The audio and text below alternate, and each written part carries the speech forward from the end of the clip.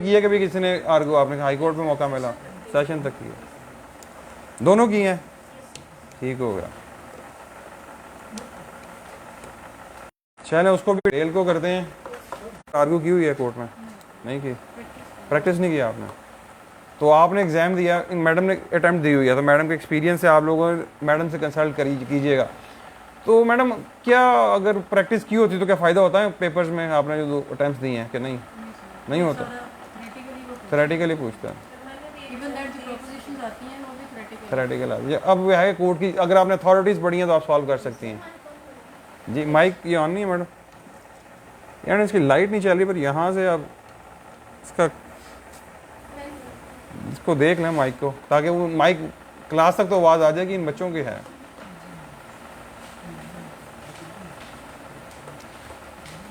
मैं madam start कर दूँ कि अभी वेट करूँ? कर रहे हैं, हम अपना डिस्कशन करते हैं। ठीक है मैडम, ये आपकी बात दुरुस्त है, पेपर जो है वो थ्योरेटिकल एडिशनल के पेपर में है, उसमें आपकी हेल्प करती है प्रैक्टिस, पर चीज़ ये है कि इंटरव्यू में आपको हेल्प कर जाती है प्रैक्टिस का किया होना। या फिर ये है कि आपने जो है ना वो प्रोसेस देखे हों। आप जैसे सपोज करें ना, एक चीज़ ये होनी चाहिए, जब आप एक क्रिमिनल टर्मिनोलॉजी यूज़ करें या सिविल करें, सुनने वाले को पता लग जाता है कि की हुई है, बच्चे ने प्रैक्टिस की नहीं की हुई। एक ये फैक्टर होता है, उसको भी जो है ना मद्देनजर रखना चाहिए। तो तैयारी के हिसाब से आपके ख्याल से बच्चों को क्या चीज़ तो सबसे ज़्यादा फोकस करना चाहिए? बेयर एक्ट पढ़ें, बारह पढ़ें, हाँ, और उसको याद रखें। ठीक हो,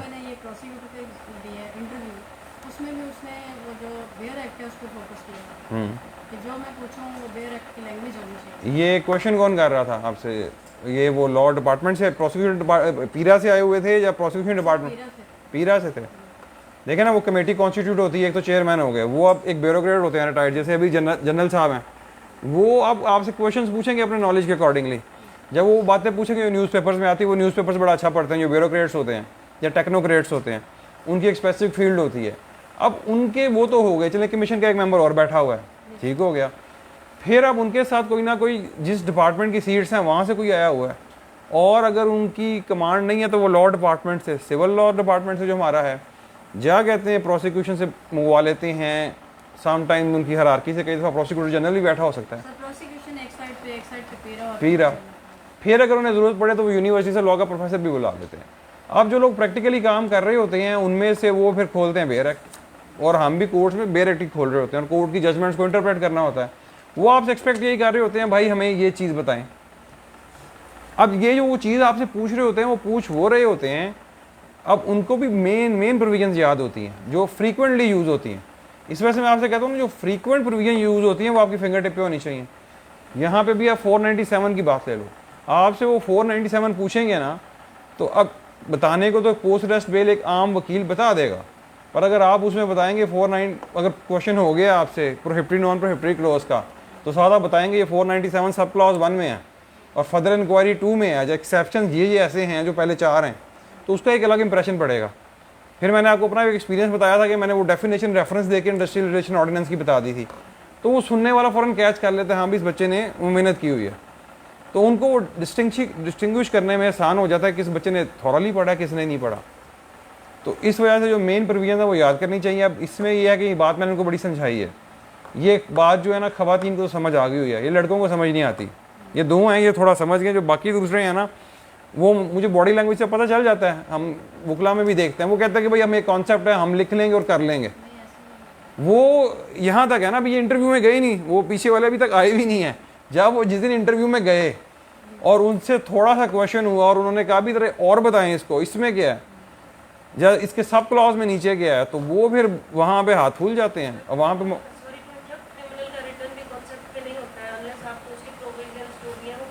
देखें वो वही है ना, वो एग्जाम्स में जाके होगा ना। अभी ये इजी ले रहे हैं कि हो जाएगा, नहीं होता। मैं देखें एक चीज़ है ना, हाँ जी, ऐसा ही है, बेयर एक्ट आएगा जा उसमें आप एडिशंस कर लें कि आपके कॉन्सेप्ट जो हैं, तो ठीक है ये मैडम, ठीक है। देखें एक चीज़ है ना, आपको प्रैक्टिस करने का कह दिया गया कि आपको जजमेंट बेल ऑर्डर लिखना है, उसकी प्रैक्टिस देखे की जा सकती है। एक अगर बेल ऑर्डर इंसान को लिखना आ जाए, उसमें चेंजेस ही करनी होती हैं ना। तो एक चीज़ ये है कि हम ये डिस्कस करते हैं कि इंस्टेड के इंग्लिश के ऐसे में ऐसे लिखवाने की बजाय आप जजमेंट्स वगैरह लिखवा लें, पर जजमेंट लिखना ईजी है। आप अगर 4-5 बड़ी जजमेंट याद कर लें तो उसमें चेंजेस करके आप लिख देंगे। ऐसे में तो वो कोई भी टॉपिक पूछ सकता है ना, तंग करने के लिए आपको।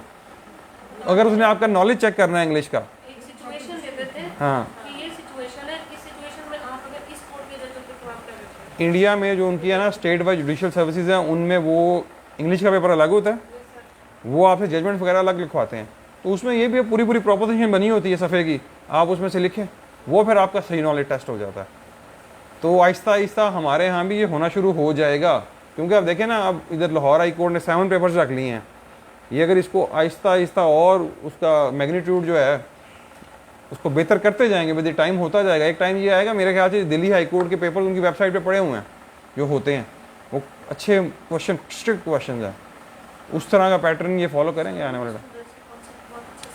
भाई वो जैसे CSS की तैयारी होती है हमारे यहाँ ना, बच्चे पूरी तैयारी करते हैं, वहाँ पे जुडिशियल सर्विस की तैयारी भी वैसे की जाती है जैसे अब आप लोग भी कर रहे हैं। एक ट्रेंड आ गया, ये और आएगा, क्योंकि पहले मोस्टली जो है ना लोग चिल मॉल होते हैं, वो कहते हैं बस दी हम महीना 2 महीने पढ़ेंगे और हम कर जाएंगे। नहीं हो सकता, ये बहुत सिलेबस है। अब इवन एडिशनल कैंडिडेट कहते हैं जो वकीला प्रैक्टिस करते हैं, वो कहते हैं जी हम कर लेंगे। वो कर सकते हैं जिन्होंने ऑलरेडी एक ग्रिप उस पे ले ली है, हाँ जी रिपीट करने के लिए उसके बाद वो थोड़ा सा जी, सिलेबस पूरा करने के लिए करें स्टार्ट।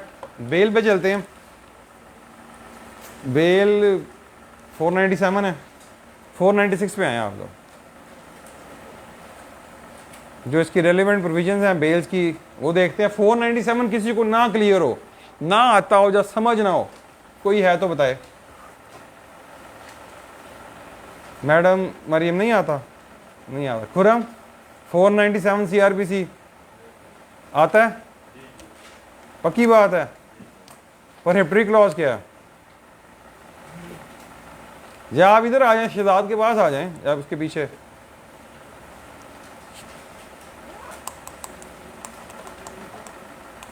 मैडम आपने नोट्स बनाते हुए प्रोहिबिटरी क्लॉज की हेडिंग नहीं दी हुई। प्रोहिबिटरी क्लॉज पता है आपको? प्रोहिबिटरी क्लॉज बताएं क्या है?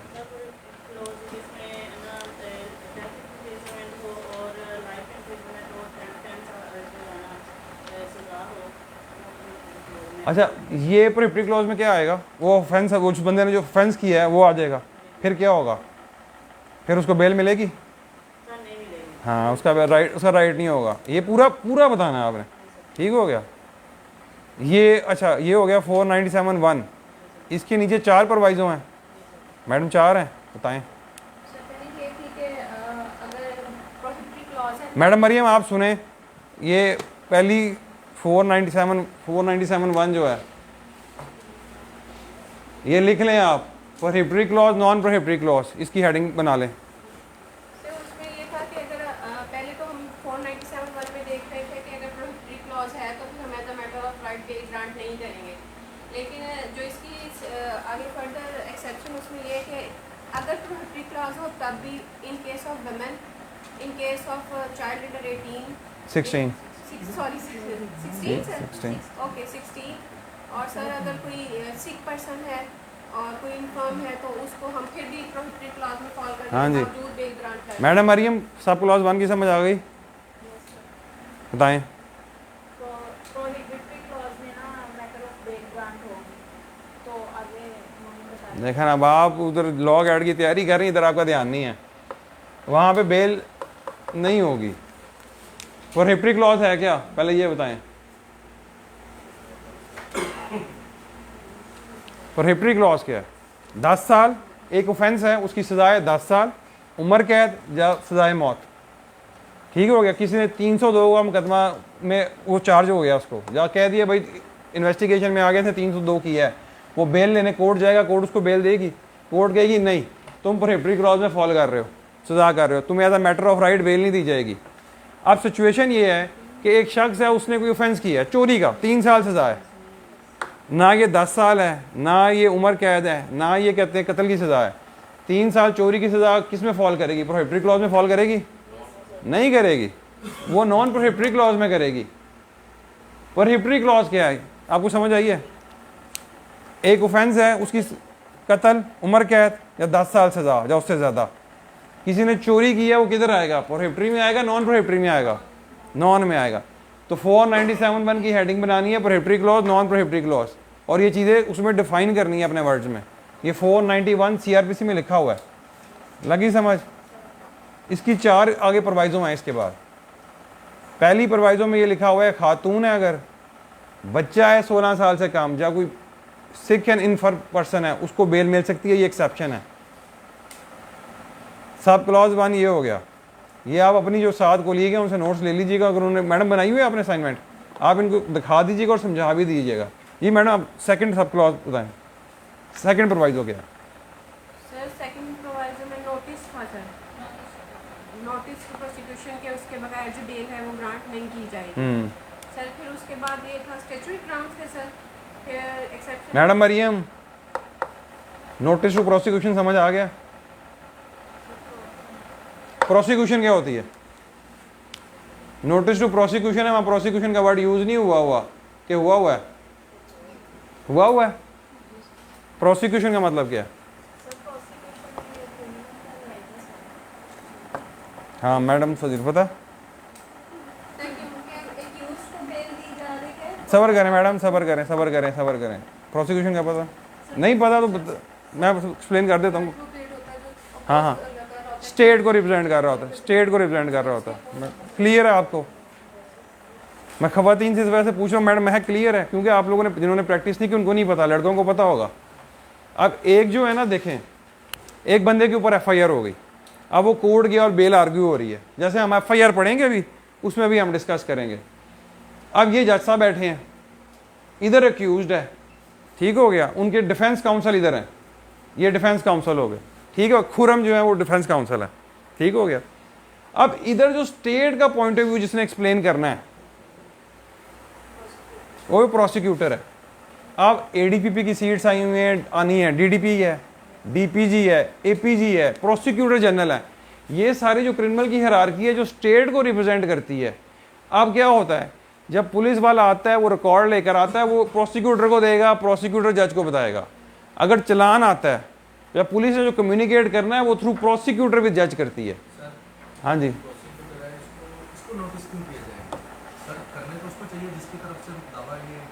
प्रोसिक्यूटर को नोटिस का मतलब एक हिसाब से स्टेट को नोटिस है।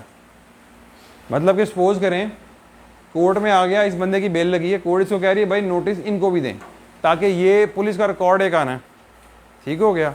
फिर इन्होंने कहते हैं आर्गूमेंट्स करने कि भाई इसको बेल देनी क्यों नहीं देनी। स्टेट जो है एक कॉन्सेप्ट है क्रिमिनल लॉ में, जो मेन चीज़ है, जो स्टेट है ना वो एक आम बंदे का राइट गार्ड करती है, कोर्ट में भी उसको हेल्प करती है। तो ये जो प्रोसिक्यूशन है ना, ये एक स्टेट ने प्रोवाइड किया हुआ है आपको बंदा। प्रोसिक्यूटर जो है वो आपको स्टेट ने दिया हुआ है, एक सरकारी वकील है। अगर सपोज करें आप अपना भी काउंसिल लाना चाहते हैं तो आपको अपना काउंसिल भी आके यहाँ पे आर्गूमेंट्स कर लेता है। पर बाय लॉ देखा जाए जो सारी पावर वेस्ट कर रही है प्रोसिक्यूटर में कर रही है। इवन अगर प्रोसिक्यूटर कोर्ट में नहीं है, बाय लॉ आपका जो प्राइवेट काउंसिल है वो कुछ नहीं कर सकता, उसका लॉ में कहते हैं राइट नहीं है। हाँ जी, उसकी प्रेजेंस नेसेसरी है। और इवन प्रैक्टिस ये है कि प्रोसिक्यूटर नहीं होते कोर्ट्स में, पर जब भी कोई भी ना हो, जज साहब जब ऑर्डर लिखवाएंगे वो लिखेंगे ADPP present for on behalf of state, वो लिखा जाता है, अटेंडेंस उनकी जरूर मार्क, क्योंकि अगर वो ये लिख देना ये एब्सेंट है तो फिर कहते हैं वो कोई भी आर्गूमेंट्स हो, एविडेंस हो, वो नहीं चल सकती, क्योंकि रिस्पॉन्सिबिलिटी स्टेट की है। और कई जगह जजेस कह भी देते हैं इवन हाई कोर्ट के लेवल के ऊपर कि आपकी जो प्राइवेट काउंसिल है लिमिटेड राइट ऑफ ऑडियंस है, मेन चीज़ तो सरकारी वकील ने करनी है, जबकि सरकारी वकील कर नहीं रहे होते। उसकी वजह ये होती है कि उनके पास बहुत सारे केस होते हैं। आप सपोज करें ना, मैं यहाँ पे कंप्लेनेंट हूँ, मैंने FIR करवाई है, तो मैं तो कोशिश करूँगा ना मैं एक प्रोफेशनल वकील को हायर करूँ जो मेहनत करके जाए और मेरे बिहाफ पे कहते हैं अच्छा रिप्रेजेंट करे। अब प्रोसिक्यूटर के पास 40-50 केस उसने दिन में करने हैं, तो वो कितने प्रिपेयर कर सकता है। पर कई अच्छी प्रोसिक्यूशन करते भी हैं। तो madam Mariam, prosecution state prosecutor समझ लग गई। अगर मैं आपका बनाऊँ ना लॉ एड का पेपर तो मैं ये चीज़ डाल दूँ उसमें, इवन जनरली बच्चों के कॉन्सेप्ट के लिए चेक करने के लिए जा ये किया जाए वहाँ पे MCQ या डिफाइंड प्रोसिक्यूशन, ताकि बच्चों के कॉन्सेप्ट, मेरे ख्याल से कॉन्सेप्ट चेक करने चाहिए इंस्टेड के भाई आप टिक कर दो वो सही हो गया गलत हो गया। जा फिर एक काम करें, जैसे PPSC ने आप किया नेगेटिव मार्किंग रखें, आप जब FPSC ने भी अब ये कर दिया हुआ है नेगेटिव मार्किंग, अगर आपको नहीं श्योर है तो फिर आप पिनलाइज हो गए उसके लिए, क्योंकि चेक करने कॉन्सेप्ट है। अच्छा, अब हो गए 2 प्रोवाइजो, तीसरा बताएं मैडम। तीसरे में था अगर डिले इन प्रोसिक्यूशन हो रहा है तो स्टैट्यूटरी ग्राउंड नहीं तीसरे में, स्टैट्यूटरी ग्राउंड। जी मैडम लिखे हैं हेडिंग स्टैट्यूटरी ग्राउंड्स की, आप खुरम साथ सुनते जाएं, सुना देंगे ऐसे ठीक हो गया, चलें ठीक। डिले इन प्रोसिक्यूशन में तो दोनों सूत्रों में देखा जाएगा कि अगर प्रोहिबिटरी क्लॉज है तब, अगर नॉन प्रोहिबिटरी क्लॉज है तब। तो सर अगर ये नॉन प्रोहिबिटरी है तो फिर अगर मैन है तो उसको 1 ईयर के लिए अगर उसकी प्रोसिक्यूशन नहीं चल रही, और अगर वुमेन है तो 6 मंथ्स के लिए उसकी प्रोसिक्यूशन डिले में है, तो फिर उनको बेल ग्रांट की जा सकती है। और अगर इन केस ऑफ तो ये मैंने किसका बताया था, नॉन प्रोहिबिटरी का, यहाँ पे आप मिक्स कर रही हैं मैडम, फजीलत करेक्ट करें इसको। स्टैट्यूटरी ग्राउंड मैडम को बताने नहीं, 1 मिनट सब्र करें, सिद्धार्थ बताएगा जी। प्रोसिक्यूशन जो सा अगर डिले प्रोसिक्यूशन की तरफ से हो रहा है तो उसको बेल ग्रांट कर दी जाएगी। अगर तो एक्यूज की तरफ से डिले हो रहा है तो उसको बेल ग्रांट नहीं की जाएगी। जो स्टैट्यूटरी ग्राउंड्स की मेन बातें हैं वो बताएं। सर उसकी स्टैट्यूटरी ग्राउंड की मेन बात ये है कि सब्र करें मैडम। अगर जो डेथ का मैटर नहीं है हाँ, और उसमें 1 साल से ज़्यादा हो गया है एक्यूज को, और औरत को जो सा है वो 6 माह से ज़्यादा हो गया है, तो उसको बेल ग्रांट कर दी जाएगी। ठीक है। उसमें अगर डेथ का केस है और 2 साल से ज़्यादा अगर जो शख्स है जिसको सज़ा होगी हुई है, अगर कंक्लूड नहीं हुआ ट्रायल उस सूरत में, और 1 साल से ज़्यादा एक औरत को होगी हुई है सज़ा, तो उसको भी बेल ग्रांट कर दी जाएगी अगर ट्रायल कंक्लूड नहीं हुआ।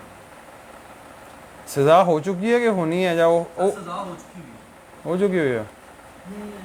चले आप थोड़ा कंफ्यूज हो गए। उमर ट्रायल कंक्लूड नहीं हुआ ना सर, वो कोई नहीं, सज़ा की। इसको पढ़ो, वो एक्सप्लेन है। उमर 497 आज किया याद? यार आपने कहा था सर मैं क्रिमिनल पढ़ रहा हूँ, क्रिमिनल मुझे पसंद है। जब सिविल की क्लास होती है तब क्रिमिनल पसंद हो जाता है, क्रिमिनल में सिविल फंस जाता है। ये वो जो कह रहे हैं ना, जिन्होंने कहा जी एक ही टीचर दोनों पढ़ाए, ये आप उनको उनसे शिकवा करें ये क्या हो गया मेरे साथ आप ये आप गलत है। ये बड़ा इंपॉर्टेंट सेक्शन है। ये मैं इस वजह से दोबारा रिपीट करा रहा हूँ कि करना है, ये आपकी फिंगर टिप पे होना चाहिए। ये इंटरव्यू में पूछा जाता है, जैसे डिग्री पूछा जाता है, 710 711 पूछा जाता है, उसी तरह ये है। ये बहुत प्रैक्टिकल सेक्शन है मेन, इस पे आ जाए। अब स्टैट्यूटरी ग्राउंड्स हैं, मैडम असमा आप बताएंगी। पूरी क्लास को बताना है, मुझे नहीं बताना, पूरी क्लास को। शहजाद सुनो, जो मेल है उसको 1 साल के लिए मतलब कैद में है, और फीमेल जो है वो 6 माह के लिए कैद में है, तो अदालत जो है वो बेल ना उसको ग्रांट रिलीज कर देगी। लेकिन अभी तक ट्रायल कंडक्ट नहीं हुआ। अगर फिनिशेबल विद डेथ है तो मेल के लिए 2 साल और फीमेल के लिए सर 1 साल के लिए है, तो अदालत में बेल ग्रांट कर देगी। लेकिन अभी तक ट्रायल कंडीशन उसकी ये है कि ट्रायल कंक्लूड नहीं हुआ। अब ट्राई कई दफ़ा ऐसा होता है कि चलान ही नहीं आया होता इतने टाइम तक, इस साल 2 साल तक चलान भी नहीं आता। तो ये एक उनकी बिहार पे एक बड़ी स्ट्रॉन्ग ग्राउंड बन जाती है कि हम स्ट्रेटजी ले रहे हैं, और उसमें कहते हैं स्ट्रेटजी ग्राउंड्स ले रहे हैं। और भी ग्राउंड्स होती हैं बेल में, पर आपकी एक मेन ग्राउंड है। अच्छा मैडम आगे आप आए मैडम जी, आप बताएं। सर फोर्थ प्रोवाइजो है एक्यूज प्रीवियसली कन्विक्टेड। अगर वो प्रीवियसली कन्विक्टेड है, हार्ड एंड डेस्परेट अगर क्रिमिनल है, तो उसको जो बेल ग्रांट नहीं की जाएगी। इसमें एक्ट ऑफ टेररिज्म डालने। अगर वो पनिशेबल विद डेथ या इम्प्रिजनमेंट फॉर लाइफ है, तो उसको बेल ग्रांट नहीं करेगी। ठीक हो मैडम, मरीम समझ आ गई है?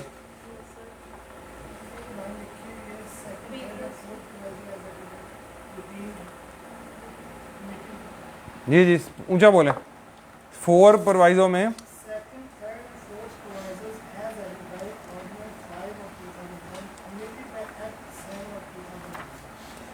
ये आप किधर पढ़ रहे हैं? मुझे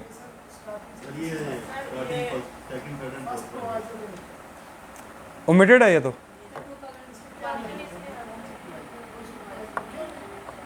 प्रोवाइजो नंबर 1 तो ये ना सिक एंड इन्फर्म पर्सन है, उसके नीचे वाला है वो ओमिटेड है। उसके बाद आगे है provided further that the person accused of an offence and aforesaid shall not be release on bail unless the prosecution has been given notice. इसके बीच में कुछ चीज़ है ना, वो ओमिट हो गया हुआ, ओमिट हो गया। इसका ये है कि वो लेटेस्ट होना चाहिए। 4 हैं, अगले 3 4 वैसे निकले हुए हैं। हैं ही 4। सिख वाला दूसरा हो गया नोटिस टू प्रोसिक्यूशन, हो गया। तीसरा हो गया स्ट्रेटजी ग्राउंड्स वाला, ये जो अभी बताया है। चौथा हो गया ये कहते हैं हार्डेंड एंड डेस्परेट क्रिमिनल वाला, ये हो गया। उम्र बता दोगे चारों पर रिवाइज हो गए नहीं? करो ये रिवाइज। मैं इसके बाद भी क्लास है, इसके बाद भी क्लास है। ये आप 4 सुनाओगे तो फिर ब्रेक में आपको ब्रेक मिलेगी, नहीं तो आप यहीं हो, क्योंकि मैं भी यहीं हूँ।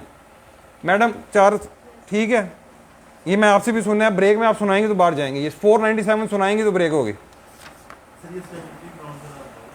स्ट्रेटजी ग्राउंड्स में ऐसा है कि ट्रायल अभी चल रहा है, हो सकता है चलान पेश हुआ हो सकता है ना हुआ हो, ठीक हो गया। अब बंदा जो है, जब बंदी है वो जेल के अंदर है, अब उन्होंने जो ऑफेंस कमिट किया है ना, उसकी सज़ा जो है वो डेथ नहीं है या लाइफ इम्प्रिजनमेंट नहीं है। अगर खातून ने 6 महीने गुजार लिए हैं और बंदे ने 1 साल गुजार लिया है, तो वो कोर्ट में जाके कह सकती हैं जी हमें पोस्ट अरेस्ट बेल दे दो, क्योंकि प्रोसिक्यूशन जो है वो ना ट्रायल चला रही है ना चलान लेकर आ रही है। हम अंदर जेल में फजूल बैठे हुए हैं। हमारी जो है कहते हैं बैठने का मकसद क्या है। इसी तरह अगर ऑफेंस जो है वो डेथ है या लाइफ इम्प्रिजनमेंट है, और जो खातून है वो 1 साल तक जेल है और बंदा जो है वो 2 साल तक जेल में है, तो फिर उनकी कहते हैं राइट है कि वो कोर्ट में आके जी जी अदालत को कैसे पता चलेगा कि ये उनसे 1 साल तक जेल में है? हाँ अच्छा, गुड क्वेश्चन। आपका जो है ट्रायल चल रहा है, आप वो जेल में, ठीक है। 2023 कर लेते हैं, जनवरी 2023 में आपके ऊपर FIR हुई। ये और बी में फर्क क्या है? टाइम ड्यूरेशन में फर्क हाँ, ये भी वही बात है कि एक जगह आपकी जो ऑफेंस है उसकी सज़ा जो है वो डेथ नहीं है। एक जगह आपकी सज़ा जनाब है कहते हैं 5 साल, और एक जगह आपकी सज़ा है सपोज करें 14 साल। तो ये फ़र्क है ना। 1 जनवरी 2023 पे FIR हुई, आपकी जनाब पोस्ट अरेस्ट बेलें कहाँ से हो सकती हैं? सर पोस्ट अरेस्ट बेल जो उसके सेशन कोर्ट हो गई, वहाँ से रिजेक्ट हुई, हाई कोर्ट से रिजेक्ट हुई, सुप्रीम कोर्ट से भी रिजेक्ट हो गई, ठीक हो गया। अब जजमेंट आ गई है कि सुप्रीम कोर्ट कहती है पहले गिरफ्तारी दो, ठीक हो गया। हम अज्यूम करते हैं जनाब आपकी तीनों रिजेक्ट हो गई, आपने गिरफ्तारी दे दी। सपोज करो आप 1 मई को या 2 मई को आप अरेस्ट हो गए हो, सारी बेलें अरेस्ट हो गई, पुलिस ने पकड़ना तो है आपको, दूसरी पार्टी भी तो चढ़ी हुई है ना आपके ऊपर, पुलिस आपको ले जाती है पकड़ के, जेल में चले गए। अब आप हो सकता है मजिस्ट्रेट के पास जाओ, वो भी बेल ना दे आपको, मैं अज्यूम कर रहा हूँ, ठीक है। मजिस्ट्रेट ने भी बेल नहीं दी। अब आप पूरा 1 साल 24 आ गया है और 2 मई है, आप जेल में बैठे हुए हो, ठीक हो गया। अब कोर्ट को कैसे पता लगेगा कि आप जेल में हो? क्वेश्चन आपका ये है। जब आप यहाँ पे अरेस्ट हुए 2 मई को, तो पुलिस ने कार्रवाई नहीं करनी है, आपको पकड़ के लेके गई है, आपको फिर जेल प्रिजन शिफ्ट करेगी, प्रिजन का पूरा रिकॉर्ड है, ठीक हो गया। पुलिस ने गिरफ्तारी भी डालनी है रजिस्टरों में, उसके बाद आप प्रिजन में जाओगे, आपकी बेल्स रिजेक्ट हुई हुई हैं। अब आप आ रहे हो पोस्ट अरेस्ट बेल लेने 24 में, ठीक हो गया। आपने जाके बेल करानी है ना, आपका वकील आएगा, आप जेल में बैठे हो, मैं आपका वकील हूँ, मैं वकालतनामा लूंगा। वाली वारिस नहीं है, बताता हूँ ना। अब आपने मुझे वकील कर लिया, सब्र करें ना, मैं उसको प्रोसीजर में आता हूँ। अब आपकी भाई कहते हैं आप जेल में हो, ऐसा ही है, मैं आपका वकील हो गया हूँ, मैंने सबसे पहले पावर ऑफ अटर्नी साइन करवानी है। उसका प्रोसीजर क्या है? जो बंदा जेल में है, मैं पावर ऑफ अटर्नी लूंगा, जाऊँगा जेल के पास, उसको डिप्टी सुपरिटेंडेंट जो है या सुपरिटेंडेंट जो है वो अलाउ करता है, आप साइन करेंगे, आपकी मेरी मुलाकात होगी, आप अलाउ करेंगे भाई मेरे यहाँ पे वकालत करें, ठीक है। मैंने आपकी बेल लेने जानी है, मैं बेल के साथ सारा रिकॉर्ड लगाऊंगा, बेल पिटिशन में लिखूंगा कि आपकी ये बेल्स फाइल की गई, ये रिजेक्ट हुई, और उनके ऑर्डर्स भी लगाऊंगा, ठीक हो गया। तो कोर्ट को मैंने कन्विंस करना है, मीन्स कि आपने करना है कि भाई मैं 1 साल से अंदर हूँ, तो ऑर्डर कौन लगाएगा? कॉपियाँ, पक्की कॉपियाँ लगेंगी सारी। सर ये सारा पावर ऑफ अटर्नी के बिहाफ पे होगा सारा? देखें, मुझे आप अगर पावर ऑफ अटर्नी दे रहे हैं या किसी वकील को दे रहे हैं, तो पेपर वर्क पिटिशन आपके बिहाफ पे वही फाइल करेगा ना। पेपर वर्क के लिए अगर उससे साइन करवाना हो जरूरी है किस तरीके से साइन होगा? भाई पावर जाके करवाना पड़ेगा? नहीं, आप जहाँ आप जेल में जाते हैं आप साइन करते हैं पूरा। सर ये यहाँ पे सेशन कोर्ट में इन्होंने क्या किया है कि वो जो गायकी बुलान जहाँ पे उसके सामने वो जा सकती है वगैरह रिसीव करते हाँ हाँ, हैं वहाँ पे उनको देते हैं वो डॉक्यूमेंट, और वो क्या करते हैं कि साइन के लिए आगे भेज देते हैं, और वो एक वो भी हो जाता है, वो प्रोसेस भी देखिए प्रोसेस हो जाते हैं, जेल में भी हो जाते हैं। वो जो डिपार्ट कह रहे हैं वो प्रोसिक्यूशन का ऑफिस है, वो जो दायरी उधर है ना सेशन कोर्ट लाहौर में, वहाँ प्रोसिक्यूटर सारे बैठे होते हैं, वो आपको FIR का रिकॉर्ड भी बता देते हैं सारा। अब ये बताने का आपको मकसद ये है सारा कि भाई प्रॉपर फॉरन से चीज़ें चलती हैं। हमारे यहाँ वो आप थ्रू स्पीड मनी करके या स्पीड प्रोसेस करा देते हो, वो एक अलग चीज़ें हैं, पर कानूनन सारी चीज़ें बनी है। फिर उसके बाद सबसे बड़ी बात है बेल आपने फाइल करनी है, कोर्ट को आपने कोर्ट के नॉलेज में लेकर आना है, भाई मैं साल से हूँ, डॉक्यूमेंट्स आपने लगाने हैं, ठीक हो गया ना, तो प्रूफ भी आपने करना है मैं 1 साल से हूँ। एक बात याद रखो, ये ना उसमें कॉन्ट्रैक्ट में एक प्रोविजन यूज होती है, ही हु से मस्ट प्रूव इट। ये बर्डन ऑफ प्रूफ जनरली उसके ऊपर है जो कह रहा है ना कि ये चीज़ है, उसे प्रूव करना है। अब आप बेल लेने गए हो, वकील साहब आपके कहते हैं भाई ये स्ट्रेटजी ग्राउंड्स है, मेरा जो है ना कहते हैं कैदी वो 2 साल से जेल में है, तो फिर प्रूफ भी मैंने ही करना है कि आप दोष हो, मैंने कागज लगाए होंगे उसके फाइल में। अगर मैंने उसमें बेल ऑर्डर्स नहीं लगाए तो कोर्ट उसको लिफ्ट नहीं करवाएगी। 100% कंफर्म तो नहीं है कि बेल मिली है स्टेशनरी ग्राउंड ये वन ऑफ द ग्राउंड है ना। अब है, लेकिन कई है नहीं देते। नहीं, आपको बहुत सारे ऑफेंसेस में आपको वो नहीं देंगे, साल बाद आप चले हो, साल बाद जाते भी नहीं है, हम ऑफेंस का नेचर देख के जाते हैं कि भाई सूरत हाल क्या है, फिर ये देख के जाते हैं प्रिंसिपल उसमें अक्यूज कौन है, उस स्पेसिफिक बंदे का रोल क्या है, वो सारी चीज़ें देख के देख रही है ना। हमने एक फोरम जाए, एक कहते हैं हमें एक चीज़ मिल रही है बेल लेने के लिए, हम उससे ज़्यादा तो नहीं करेंगे। कुछ ऑफेंसेस में इस तरह की सूरत हाल होती है, स्ट्रेटजी बना के चला जाता है कि भाई नहीं जाना अभी, और कोशिश ये करनी है कि हम निचले फोरम से ही काम करवा लें, ऊपर वाले फोरम पे ना जाएं। क्योंकि मसला ये होता है कि सपोज करे सुप्रीम कोर्ट आपकी बेल रिजेक्ट करती है, फिर मैजिस्ट्रेट भी सोचता है नीचे वो पोस्टर्स लेते हुए, वो कहता है कोई नहीं इसको उड़ाओ, ये सेशन जाएंगे जब हाई कोर्ट ही उठाए बेल ले। प्रैक्टिकली वो सिचुएशन ये हो जाती है, फिर रहना पड़ता है। इस वजह से बहुत लोग ये करते हैं सुप्रीम कोर्ट ना ही जाओ, हाई कोर्ट से हो गई है बेल, गिरफ्तारी दे दो, कुछ अरसे बाद ऑफेंस का नेचर देख के वो मैजिस्ट्रेट या सेशन कोर्ट से बेल लेने की कोशिश करते हैं और हो जाती है।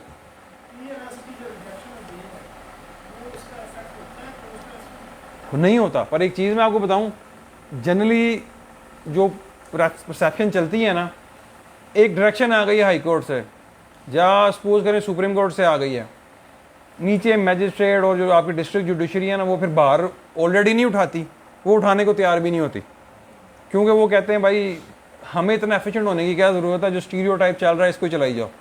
इस तरह ही आपने अक्सर औकात देखा होगा 302 में नीचे से बंदा बरी नहीं होता, हाई कोर्ट बरी कर रहा होता है बड़ी आसानी से, क्योंकि वो एक प्रैक्टिस चल रही है। वो कहते हैं भाई बस ठीक है, आप जो एक नॉर्मल प्रैक्टिस है उसमें जाएं, आप एक्स्ट्रा एफिशिएंट ना बने, बाकी एविडेंस रिकॉर्ड हो गया है, हमने फैक्ट्स फाइंडिंग रिकॉर्ड कर दिया, ऊपर देखा जाएगा।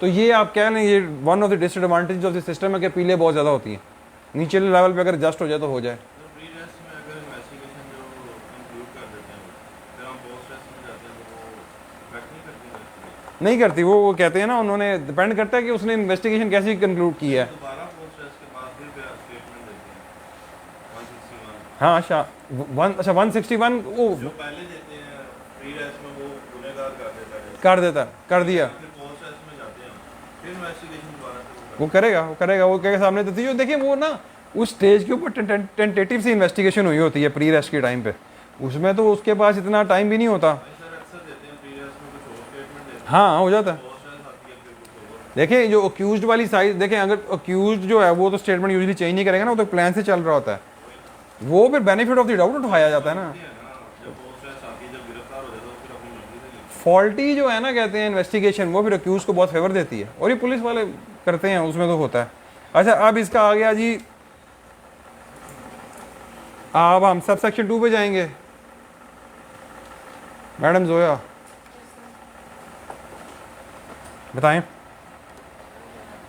497 सब क्लास 2 पे आ गए हैं।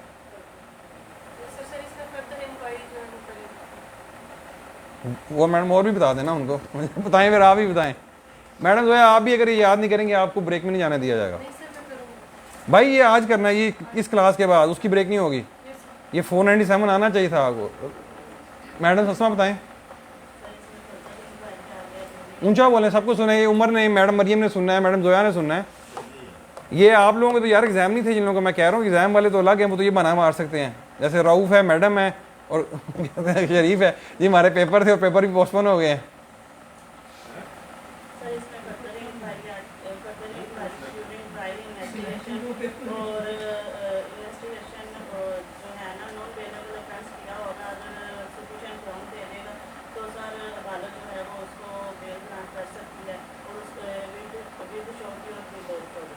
ये ग्राउंड ऑफ फर्दर इंक्वायरी, अगर मैं कहूँ फर्दर इंक्वायरी का मतलब क्या है, एक मैंने वो आपको कहा ना इसकी हेडिंग बना लें फर्दर इंक्वायरी। फर्दर इंक्वायरी क्या है?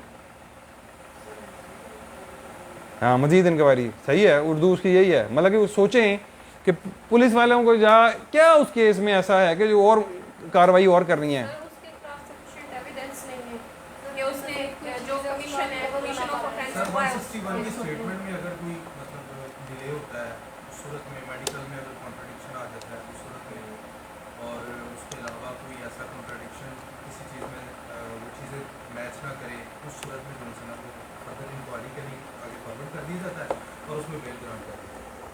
देखिए अब फर्दर इंक्वायरी में केस पता क्या है, अब एक वकूआ हो गया, चलें आप ये मेडिकल वाला ले लें मामला, जहाँ फॉरेंसिक होना है लैपटॉप का या कंप्यूटर का, वो रिपोर्ट्स नहीं आई हुई, वो जब रिपोर्ट्स आएंगी या कुछ ऐसे विटनेसेस हैं जिनको पुलिस ने उनकी स्टेटमेंट्स रिकॉर्ड करनी है, उसके बाद ही वो कोई जो है ना नतीजे पे आया जा सकता है, उससे पहले नहीं आया जा सकता।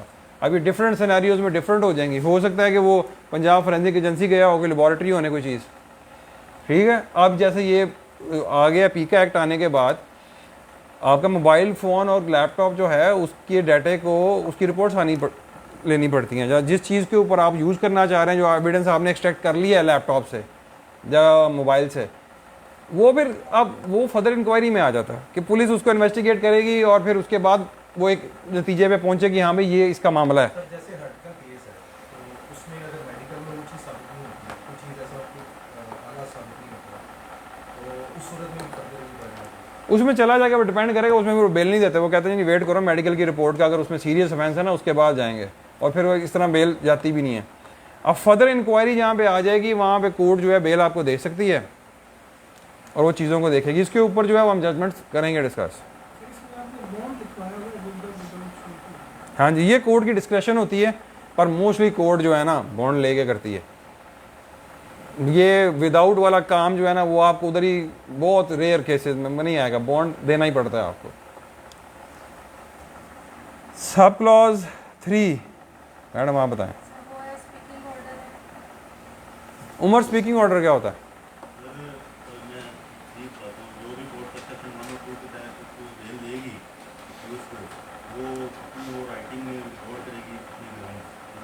हाँ ठीक है, स्पीकिंग ऑर्डर यही है।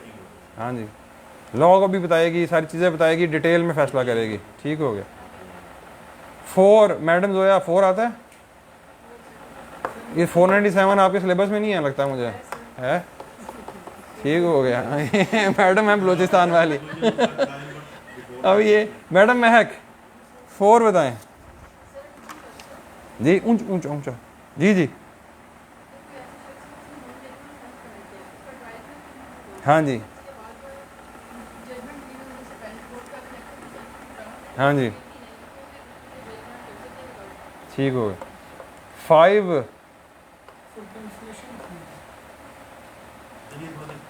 ये 4 कैंसलेशन का। अच्छा मैडम मरियम कैंसलेशन,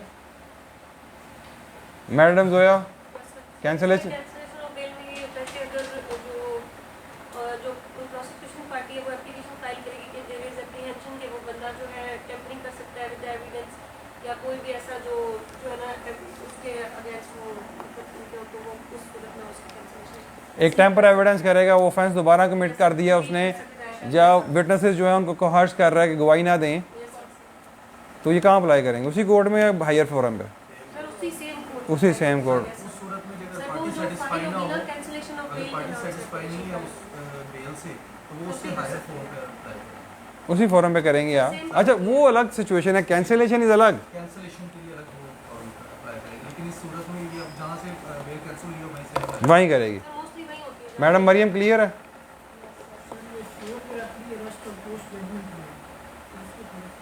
प्री 4 में तो सिंपल सा है कि एविडेंस जो है क्लोज हो गया, शहादतें करा दी हैं आपने, फाइनल आर्गूमेंट्स भी हो गए, कोर्ट ने जजमेंट नहीं दी।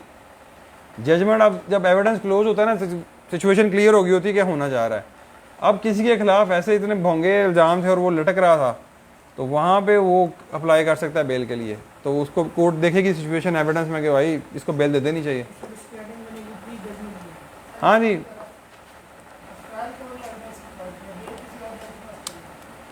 उसी के वही देगा, वही कोर्ट देती है। तो जब वो कंक्लूड ही हो गया तो फिर वो फैसला असल में देखें उन्होंने पावर दी हुई है, रखा हुआ है। अब बात आपको भी पता है कि एविडेंस कंक्लूड हो गया, फाइनल आर्गूमेंट्स हो गए, जजमेंट आने में कितनी देर लगनी है, महीना लग जाएगा, एक्सट्रीम चले जाएं। वो डायरेक्शन दे सकता है। ये उन्होंने प्रोविजन रखी हुई है कि देखिए ना, जब लॉ बनाना है तो आपने वो ना नेशनल जस्टिस के प्रिंसिपल भी तो देखने हैं ना।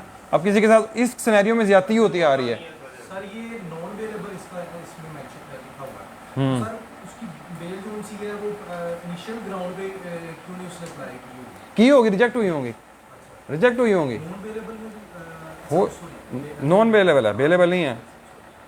असल में सिचुएशन इस तरह की राइज करती है ना, प्रैक्टिकली तो बहुत सारी लोगों के साथ ज्यादती भी हो जाती है। कई दफ़ा सपोज करें ऐसा है कि वो एविडेंस में आके क्लियर हुआ है कि उसने ये वकूआ किया ही नहीं था, जहाँ ये ऑन द स्पॉट था ही नहीं, पुलिस ने भी लिख दिया, टेंटेटिवली भी आ गया, पर बाद में जो है सारा एविडेंस रिकॉर्ड करने के बाद सिचुएशन अलग निकल आती है। हाँ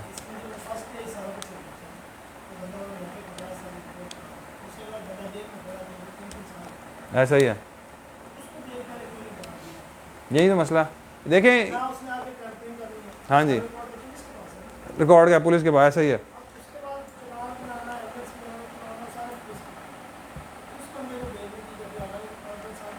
पड़े रहते हैं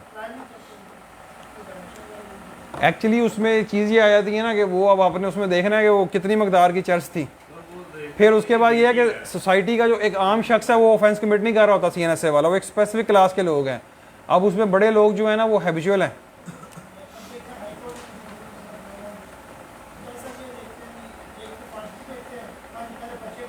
हाँ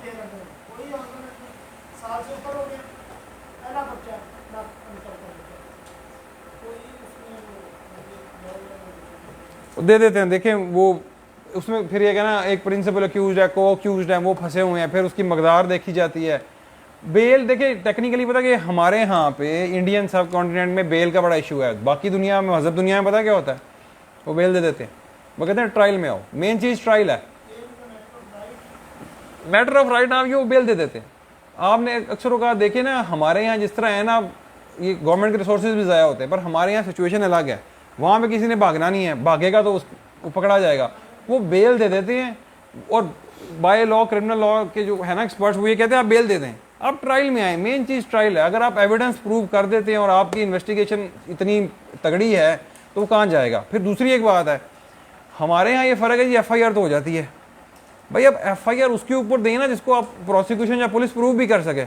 ये तो FIR शुगल में दे देते हैं। अब जो मैंने आप लोगों को FIR पढ़ने के लिए भेजी है, अगर आपने पढ़ी हो उसको हम डिस्कस करेंगे तो वो एक शुगल नहीं है तो और क्या है, ठीक है ना। तो ये अब चीज़ें जो हैं वो बड़ा काम बस प्रैक्टिस में ऐसे चल रहा है। चलें जी आए 496 पढ़ते हैं।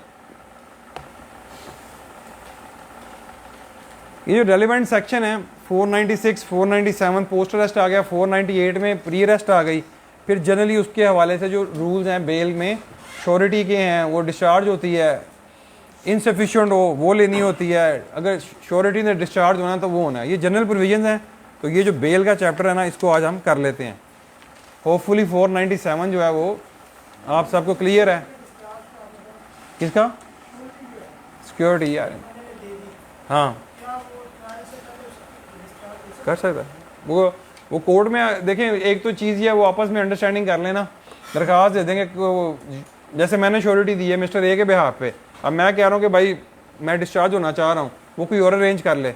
अगर वो नहीं भी मान रहा तो कोर्ट में मैं दरख्वास्त दे के कहता हूँ भाई बस अब ये है सेक्शन 502 है, उसे पढ़ते हैं अभी, वो ये हो जाता है, नॉर्मल प्रोसेस है। पर मसला ये आता है कि जो बंदा बेल पे होता है उसको फिर अरेंज करनी पड़ती है। कई दफ़ा बड़े मसाइल बन जाते हैं। सपोज करें एक बंदा लाहौर का है, अब चलें इस्लामाबाद की अगर आप एग्जांपल ले लें, अब इस्लामाबाद में उसने कहते हैं बेल बॉन्ड्स देने हैं, कई दफ़ा आपको चल के नहीं मिल रहे होते, और जहाँ पे कोर्ट सख्ती कर रहा होता है कि वो टाउट में चल के कोर्ट वाले हैं वो ना हो, तो लोगों को बड़े मसाइल बन जाते हैं। फिर इसी तरह सपोज करें सुप्रीम कोर्ट कहता है दो में चल के, वो तो ट्रायल कोर्ट में कहता है, जाकर किसी केस में आपको देने पड़ ही जाते हैं दूसरे शहर में, कई लोगों को बहुत मसाइल आ जाते हैं। उमर पढ़ें फिर हम 496 आप पढ़ेंगे।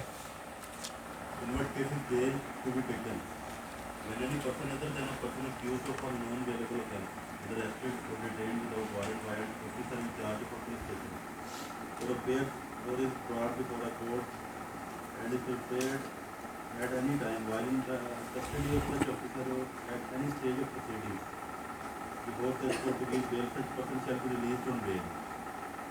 Provided that such officer of court, if he or it thinks fit, may instead of taking bail from such person, discharge him and executing a bond without surety for his appearance as therein after. क्या लिखा है इसमें? आप ही नहीं बताना क्या लिखा हुआ है सर। फोर्स एंड एक दफ़ा और पढ़ लो तो बताओ क्या लिखा हुआ, एक्सप्लेन करो। नॉन अवेलेबल का जिक्र है, चलें बताने दे। उमर क्या बताता है?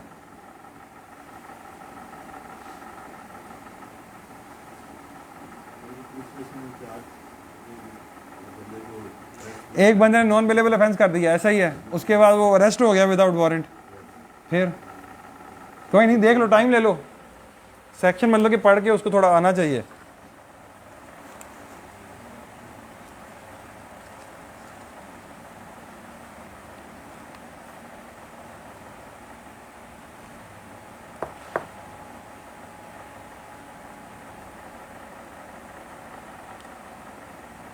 जी मैडम मरियम, उसको किसी भी स्टेज पे ना प्रोसीडिंग पे अगर कोर्ट बेल दे देती है तो फिर शॉर्टी बॉन्ड पे उसको बेल देती है। ये ठीक है। उससे पहले वो क्या बता रहे हैं, उसे अरेस्ट भी तो करना है ना, पहले उसे अरेस्ट करवाएं आप, फिर वारंट बताएं, वारंट है कि नहीं है। Without warrant arrest. Without warrant हो गया, फिर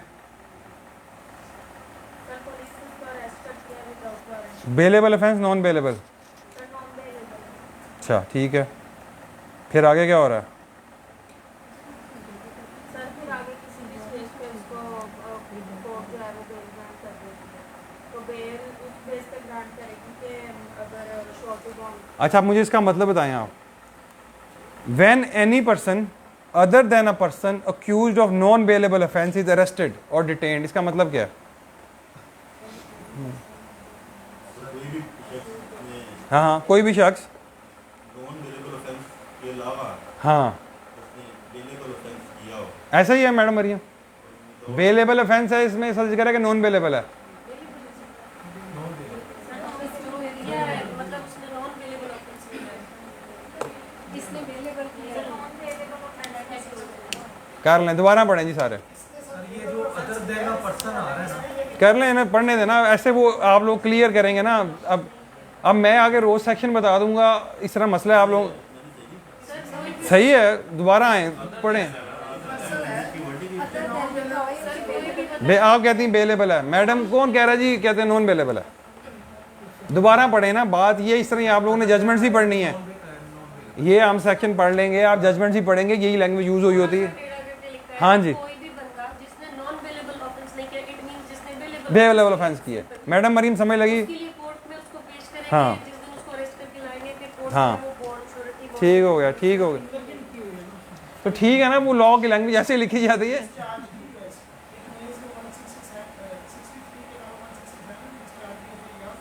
डिस्चार्ज 169 में होगी, 67 में आप 167 में आप आगे, उसमें भी जिक्र है, 173 में भी जिक्र है डिस्चार्ज का। फोर ये जो सेक्शन है ना, वो जनरल बातें बता रहा है, उसने सारा जिक्र रख दिया हुआ है। कोर्ट ने जब पावर स्पेसिफिक यूज करनी है तो वो इन्वेस्टिगेशन के चैप्टर में चला जाएगा ना, क्योंकि बेल स्टेज के ऊपर खराज भी हो जाती है। खराज रिपोर्ट बन के अगर नहीं भी है तो मैजिस्ट्रेट डिस्चार्ज करता है। हाँ जी मैडम मरियम क्लियर है? पढ़ें और समझाएं मुझे। ये आप जो है ना मेहनत करें, आप लॉग ऐड में जो है ना वो सेक्शंस को सिर्फ याद कर रही हैं। चलें पढ़ें।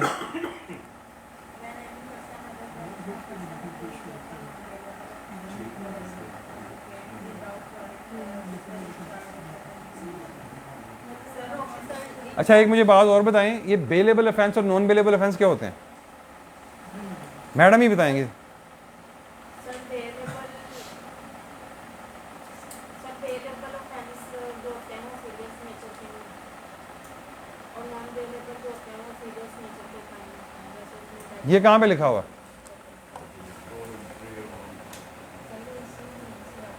उमर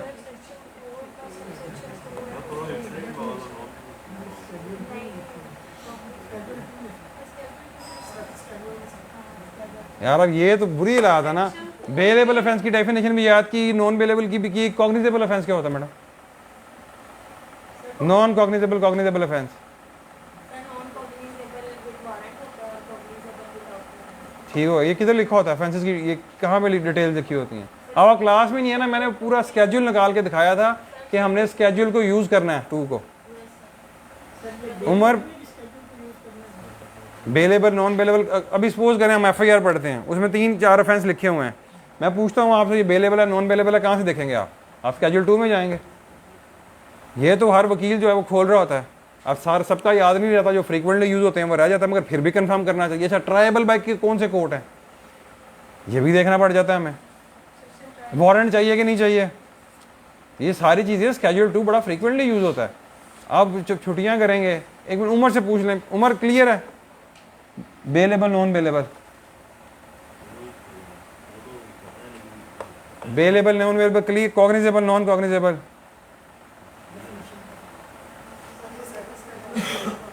सेकंड शेड्यूल,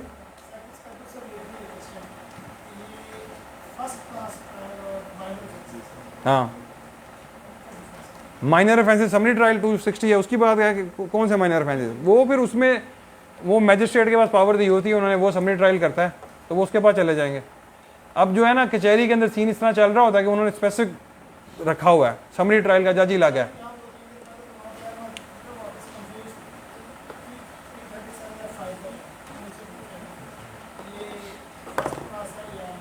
अच्छा, मैजिस्ट्रेट फर्स्ट क्लास की जुरिस्डिक्शन है या थर्ड क्लास की, कन्फ्यूजन थी। जज साहब मैजिस्ट्रेट ने क्या कहा, वो मैजिस्ट्रेट को जब आप देते हैं ना वो फाइल, वो देख के वो देखिए, मैजिस्ट्रेट ने जब नहीं करना होता ना, वहाँ पे कचहरी में इस तरह फाइलिंग होती है, वो फाइल उस तरह वापस पकड़ा देते हैं आपको कि आप उस कोर्ट में चले जाएं देख लें।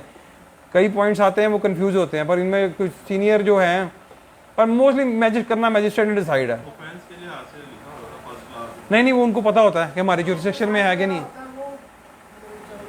चले जाते हैं। वो मैजिस्ट्रेट जो है ना, वो रोज़ कर रहे होते हैं, वो ही काम करते हैं जिसमें उन्हें कंफर्म होता है, अदरवाइज वो कहते हैं ये प्लीज़ वकील साहब फाइल पकड़ लें।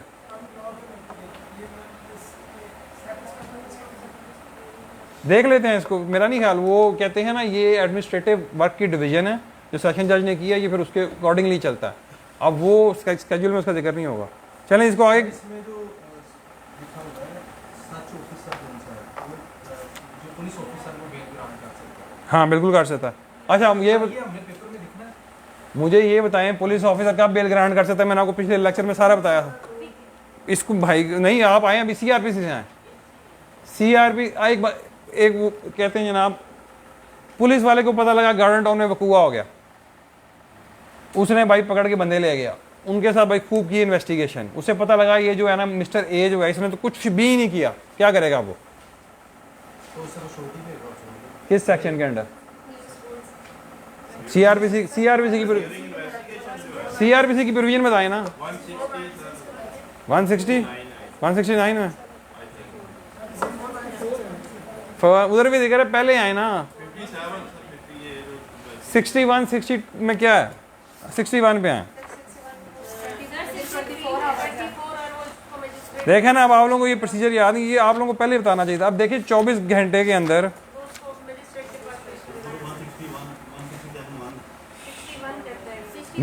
किस 161 में आए। हाँ जी 61 में आए ना भाई, उसने 24 घंटों में उसने पेश करना है मजिस्ट्रेट से पहले। 164 में भी यही है यार, इनके बहुत बुरे हाल हैं। 61 पढ़े आप भाई, 61 उम्र 61 पढ़ो ऊंची आवाज में।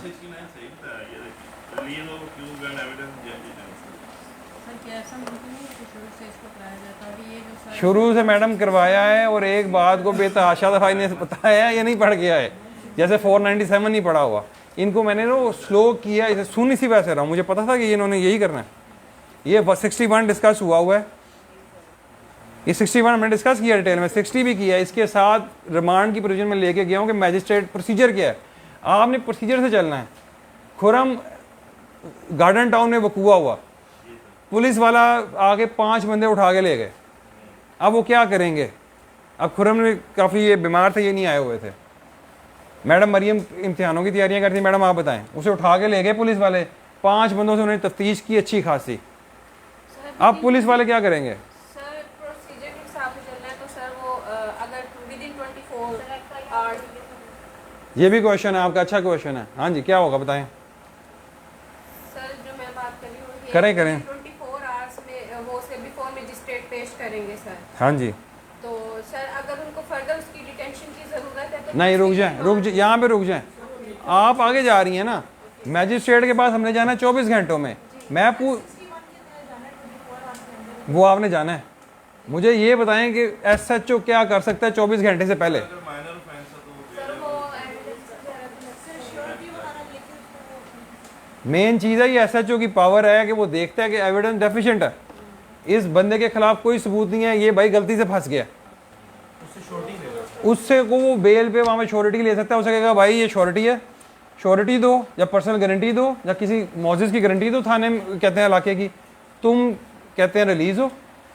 आप उस बंदे की हद तक वो बनाएगा खराज रिपोर्ट, वो 24 घंटे में के बाद जब मैजिस्ट्रेट के पास सुबह उसे कहेगा आ जाना वहाँ पे, वो सारे डॉक्यूमेंट मैजिस्ट्रेट के सामने रख देगा कि भाई इसका कोई नहीं है। अब मैजिस्ट्रेट क्या करेगा? मैजिस्ट्रेट के ऊपर पुलिस की रिपोर्ट बाइंडिंग नहीं है, ये बात आपने याद रखनी है। अप्लाई करें ना करें। हाँ जी, वो सारी सिचुएशन देखेगा, वो भाई उसकी डिस्चार्ज उस हद तक डिस्चार्ज रिपोर्ट से एग्री करता है, उसको कहेगा ठीक है भाई आप खत्म हो जाओ। जो आप बात कर रहे हैं कि मैजिस्ट्रेट 169 में करेगा, पुलिस वाला जो है वो मैजिस्ट्रेट ही करेगा, पुलिस वाले ने 61 के एंटर करना है। तो मैंने 169 पढ़ा हुआ था ना, इसलिए मैंने चलें जी आ जाए 169 पे आ जाए। 30 में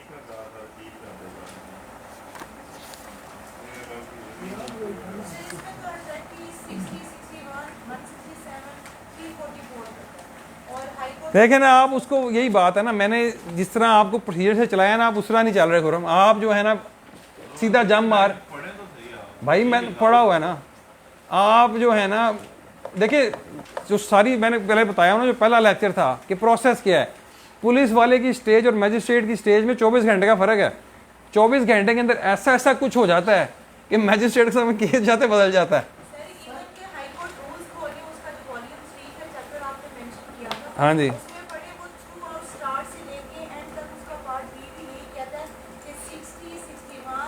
हाँ जी हाँ जी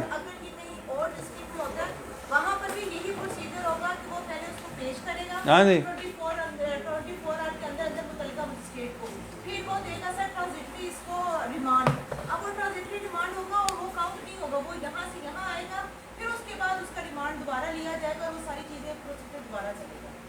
इसमें आप 63 भी डाल लें, फिर आप आए खुरम, आपने इस तरह चलना है। आप जो है ना डायरेक्ट जंप मार रहे हो 169 पे, आपको 60, 61, 63 के कॉन्सेप्ट समझे, SHO करके लेके जाएगा, जाना उसने मैजिस्ट्रेट के पास, फिर मैजिस्ट्रेट को कहना कि भाई मैं इसको डिस्चार्ज करना, मेरी इन्वेस्टिगेशन कहती है ये डिस्चार्ज रिपोर्ट है, ये डिस्चार्ज रिपोर्ट आपके सामने है। या फिर एक चीज़ और है, वो डिस्चार्ज रिपोर्ट नहीं भी लेके जाता, मैजिस्ट्रेट रिमांड की स्टेज के ऊपर रिमांड देते वक्त कहता है इसके खिलाफ तो कोई एविडेंस ही नहीं है, वहीं करके वो उसे डिस्चार्ज कर देगा। अब ये मैजिस्ट्रेट की पावर है, पर चलना हमने स्टेप वाइज है, मेन चीज़ ये है जी। पढ़ें जी, कहते हैं 62 कहते हैं रिपोर्ट टू पुलिस के, यार ये पंखे थोड़े चले हुए ना तो आवाज़ थोड़ी हल्की आती है, आपको थोड़ा ऊंचा बोलना पड़ेगा। पुलिस स्टेशन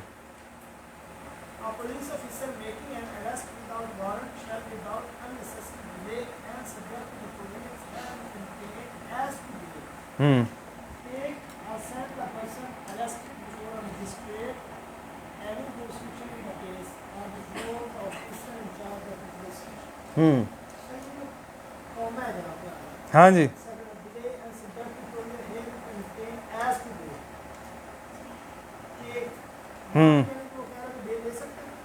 हाँ ऐसा ही है। देखिए ना, चीज़ ये है कि एक पुलिस ASI ने आके यहाँ बंदा पकड़ लिया, अब उसके बाद दो ही चीज़ें हैं, ये सेक्शन कह रहा है मैजिस्ट्रेट के पास जाना है या पुलिस ऑफिसर के पास जाना है, पर हमें प्रोसीजर में पता है कि पहले पुलिस ऑफिसर के पास जाएगा वो, उन्होंने वहाँ कार्रवाई करनी है, रोजनामचे में पूरी एंट्रियाँ करनी है या क्या हुआ है, उसके बाद वो रिपोर्ट बना के जाएंगे ना मैजिस्ट्रेट के पास।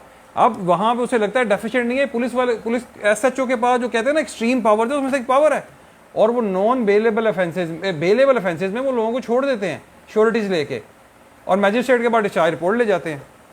अब जी इन्होंने नहीं वो प्रैक्टिस की, जब सपोज करें रिमांड का कॉन्टेस्ट नहीं किया, इसको नहीं देखा कि पुलिस वाले क्या करते हैं, उसके लिए थोड़ी सी मुश्किल होगी। इसलिए मैं कहता हूँ ना, खवातीन को मैं आप लोगों को बड़ा समझाया था कि आपने प्रोसेस के साथ साथ चलना है, वो इसकी वजह यही थी। अब हम इसको फिर रिवाइज करेंगे, ये चीज़ें भूल जाती हैं कि वो जो है ना कहते हैं पुलिस वाले की हम पावर को अंडरमाइन कर जाते हैं।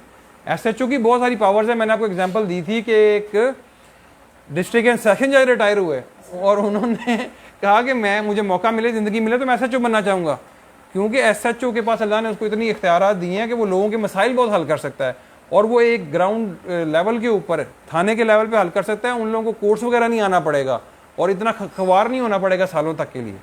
तो उस हिसाब से उसके पास बड़ी पावर्स हैं। ये छोटे मोटे मसले तो वो आप देखें ना, बेल दे के ले के लड़ाई के मसले छोड़ दें, अब लड़ाइयों के छोटे छोटे मसले होते हैं वो बेल से सुप्रीम कोर्ट तक गई होती हैं, तो उसमें रिसोर्सेज भी ज़ाया होते हैं पार्टीज़ के। उसके बाद ठीक है वो आपस में भी लड़ रही होती है, और फिर जिनकी क्रिमिनल लिटिगेशन होती है उस तरह वो दुश्मनियाँ सी बन जाती हैं। सर इसमें एक और पॉइंट था, जब मैंने इसकी पूरी कोर्ट को स्टडी किया था ना, तो एक बात मुझे समझ नहीं आई। वहाँ पर उसके सेक्शन की वो सारी वर्डिंग है, उसके मुताबिक उसने कहा कि एडजॉर्न करेगा और फिर यानी रिमांड ही आगे चलता जाएगा। ये कंफ्यूजन थी। जब मैंने हाई कोर्ट रूल्स निकाले और उसको पढ़ा ना, उसमें इसकी क्लैरिटी मिली कि जब 344 को देखना ना, 167 के तहत बाउंड है कि आप सिर्फ 15 डेज का रिमांड ले सकते हैं, इससे ऊपर नहीं जाते चाहे जो मर्जी हो, ये जुडिशियल करते हैं। अब उसके बाद वो कहते हैं वो जो जुडिशियल है ना, उसके अंदर भी लगता है हाई कोर्ट बोलता है कि अगर आपको लगता है फर्दर इन्वेस्टिगेशन जरूरी है, पुलिस को ये चीज़ देनी चाहिए, तो इसके तहत वो जो एडजॉर्न करता जाएगा ना, वही किस्म का रिमांड ही काउंट होगा, इन्वेस्टिगेशन के लिए वो टाइम पीरियड प्रोवाइड करता जाएगा, और जब तक उसकी बेल नहीं होती, अनटिल अगर वो इन्वेस्टिगेशन के लिए टाइम दे रहा है इन सॉर्ट ऑफ रिमांड, तो वो तो बेल नहीं देगा, वो उसको कैसे कर देगा, ऊपर जाएंगे फिर उससे ऊपर जाएंगे, उतने टाइम वो जितना भी इन्वेस्टिगेशन के लिए टाइम मांगेंगे ना, वो एज अ रिमांड ही काउंट होगा, वो डेट देता जाएगा स्पेसिफिक तक तक वो मुकम्मल होती है, चालान मुकम्मल होकर नहीं आता, वो जितना टाइम मांगेगी पुलिस उसको गेम में, लेकिन सफिशिएंट रीजन और कॉज उसके कारण वो जरूरी है। अच्छा ये बताएं आपकी बात में मुझे आप ये बताएं, जुडिशियल हो गया बंदा,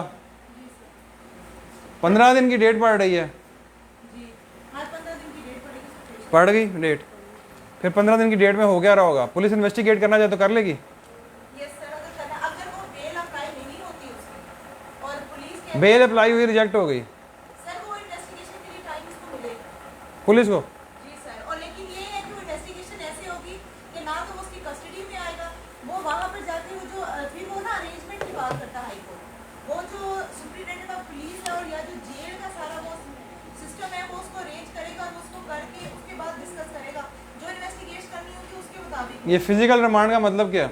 सर फिजिकल रिमांड यानी कस्टडी ऑफ पुलिस में होगा। पुलिस की कस्टडी। जुडिशियल रिमांड का मतलब क्या है? सर ये होगा वो जुडिशियल लॉकअप में होगा, अगर कोई इन्वेस्टिगेशन जुडिशियल लॉकअप किधर होती है? सर कहीं से बात हुई प्रिजन में होती है, कोर्ट लखपत जेल में है या अडियाला में है, ठीक हो गया। जुडिशियल कस्टडी का मतलब जो है, जो अक्यूज्ड बंदा है वो मैजिस्ट्रेट की कस्टडी में है। जब वो मैजिस्ट्रेट की कस्टडी में है, सपोज करें कोर्ट लखपत में है और एसएचओ गार्डन टाउन है, उसने उससे इन्वेस्टिगेशन करनी है तो कैसे करेगा? प्रिजन। हाँ जी, तो ये बात आपके सारे आर्गूमेंट में मिसिंग थी, जो आप कह रही थी कि पुलिस इन्वेस्टिगेशन कर सकती है। ये 344 का जो सब क्लॉज है ना, एक्सप्लेनेशन है, वो यही कर रही है बात, जो अब हाई रोड सीआरपीसी को इन्होंने एक्सप्लेन किया हुआ है। अब वो आगे मैजिस्ट्रेट को कन्विंस करेगा, ऐसा नहीं मैजिस्ट्रेट को कहेगा कि जनाब मैंने इन्वेस्टिगेशन करनी, मैजिस्ट्रेट साइन कर देगा, हो सकता है कोई न्यू डिस्कवरी हो।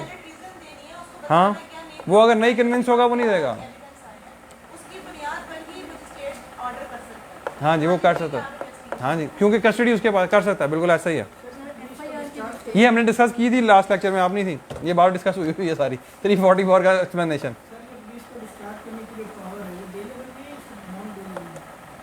देखें जो है ना 497 के अंडर भी जो बेल लेता है ना एसएचओ, पुलिस रूल्स के अंडर भी वो बेलेबल ऑफेंसेस में, वो नॉन बेलेबल ऑफेंसेस में सपोज करें अब उसके पास आई, उन्होंने एफआईआर दे दी है, यहीं वो कुआ हुआ है गार्डन टाउन में, अब उसमें 5-6 लोग आ गए हैं, अब लगे उसमें सपोज करें आप सारे नॉन बेलेबल ऑफेंस हैं, पर एक बंदा वहाँ पे साइड पे खड़ा हुआ था, उसका कोई रोल नहीं था, और एसएचओ ये पहुँच जाता है नतीजे पे, तो वो उसको भी दे सकता है। पर वो फिर यूजली है ना, जहाँ पे इस तरह के नॉन बेलेबल ऑफेंस होंगे वहाँ पे वो थोड़ी एहतियात करते हैं, मगर फिर इस तरह का सीन है ना, आप ज़्यादा लोगों को पकड़ के ले आए हैं, जाओ तो फिर वो उनका नाम पर्चे में नहीं डालते, जहाँ फिर उनको नामालूम भी किया होता तो उनको फिर गिरफ्तार नहीं करते। एक ये भी कौन सा पड़ा है, अभी कौन सा पड़ा है? हाँ, इसमें 61 में क्लियर है, 60 में भी क्लियर है, उसकी पावर है, वो करते हैं, ये नॉर्मल है। नॉर्मली पुलिस वालों के पास आ रहा होता है, असल में बात मैं बताऊँ आपको, अब आप प्रैक्टिकली बात समझें, वकूआ हुआ वो पकड़ के ले जाए 10-15 लोगों को, वो FIR आके दस्ती नहीं देते ना। उन्होंने वो जो मिस्टर A से लेके Z तक पकड़े हैं ना, वो तफ्तीश करेंगे, फिर उसके बाद उनमें से जब FIR देंगे कुछ के नाम लिखेंगे, कुछ के नहीं लिखेंगे, या कुछ को वो नामालूम लिख के रखेंगे, ज़िम्नियों में उनके नाम डालेंगे। तो अब चीज़ ये होती है, जिनको उन्हें डिस्चार्ज करना होता है ना, या तो वो उस हिसाब से उनको डील कर देते हैं, या बड़ों को उस तरह ही छोड़ देते हैं, कोई पेपर वर्क करे बगैर भी। तो प्रैक्टिकली थाने में चीज़ें बड़ी डिफरेंट चल रही होती हैं। चलें, अब हमने 496 पे थे, 496 से हम घूम के इधर आगे सारा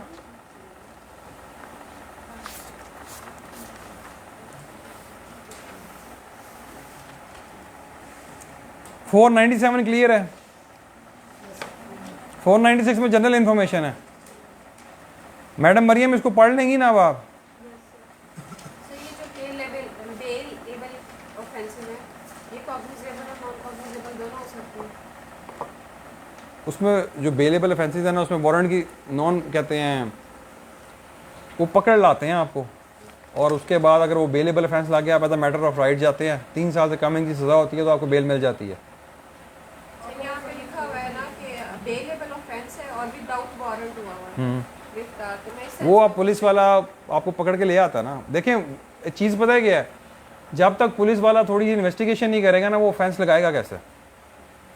एक हाँ, इन्वेस्टिगेशन करेगी, इंक्वायरी मजिस्ट्रेट करेगा ना। हाँ, इन्वेस्टिगेशन नहीं कह नहीं रही है ऐसे क्योंकि मसला ये है ना, मैं आपको बताऊं, अब जैसे मैंने आप पकड़ लिया, अब आप सपोज करें इंटरव्यू में जब कह देंगी ना, तो वो ये ब्लेंडर हो जाता है, क्योंकि हम और डेफिनेशन को देखा चुके हैं। ये मैडम ने जो बात की है, इसका ख्याल रखना है आपने। इसी तरह मैं आपको बताऊं, जैसे एक बात कही जाती है कि भाई स्टे हो गया, अब ये टेक्निकली भाई प्रैक्टिकली बात चल रही है, पर आप इंटरिम इंजंक्शन की टर्म यूज़ करेंगे जब करेंगे, क्योंकि वो एक हिसाब से है तो गलत, उसके ऊपर रोकने वाला आपको रोक देगा कि ये गलती है, तो वो फिर कोशिश करनी चाहिए कि ज़रा एहतियात करें। हम मिक्स कर जाते हैं जी। सर ये जो प्रिलिमिनरी इन्वेस्टिगेशन पुलिस करेगी, करे किस सेक्शन के अंडर करेगी? CRPC में? सर ये बात भी 154 पे चलते हैं। असल में आप जो क्वेश्चन जिस तरफ जा रही हैं ना, 154 कहती है इन्फॉर्मेशन आई है पर्चा दे दो, ठीक हो गया।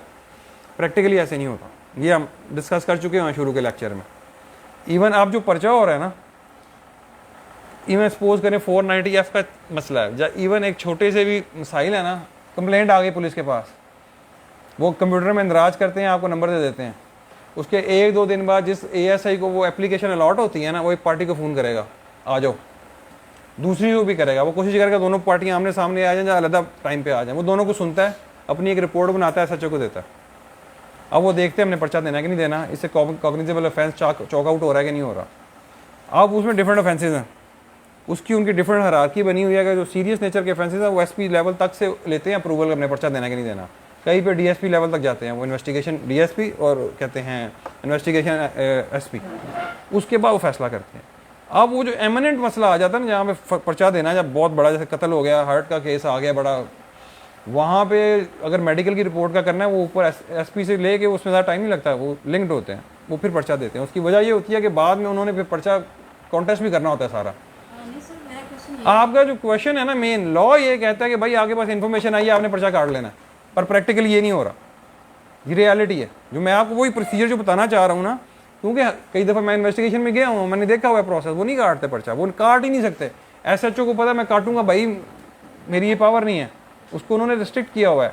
इस तरह अगर वो पर्चे काटने लग जाए, ये जजमेंट्स के अंदर भी लिखा हुआ है ये बात, अगर SHO के पास जो भी इन्फॉर्मेशन है पर्चे काटने लग जाए रोज़, तो वो 100-200 पर्चा ही काट दे, फिर उसकी इन्वेस्टिगेशन कैसे करोगे? आपके पास ऐसे ही सारे 5-7 हैं, जब थाने का अमला ही सारा 15 लोगों पे सपोज करें या 20 लोगों पे है, और 200 पर्चे अगर रोज़ हो रहे हैं, क्योंकि लोग तो दरखास्तें लेकर आते हैं। अब लोग करते क्या हैं, कहते हैं इना केस फैमिली लिटिगेशन के अंदर भी वो दरखास्त देते हैं थाने में, खातून देती है कि मेरे साथ ये ज्यादती हो गई, ये हो गई, सामान छीन लिया, ये कर लिया, वो कर लिया, उस पर भी टेक्निकली पर्चा दे दें, ऑफेंस बन रहा है।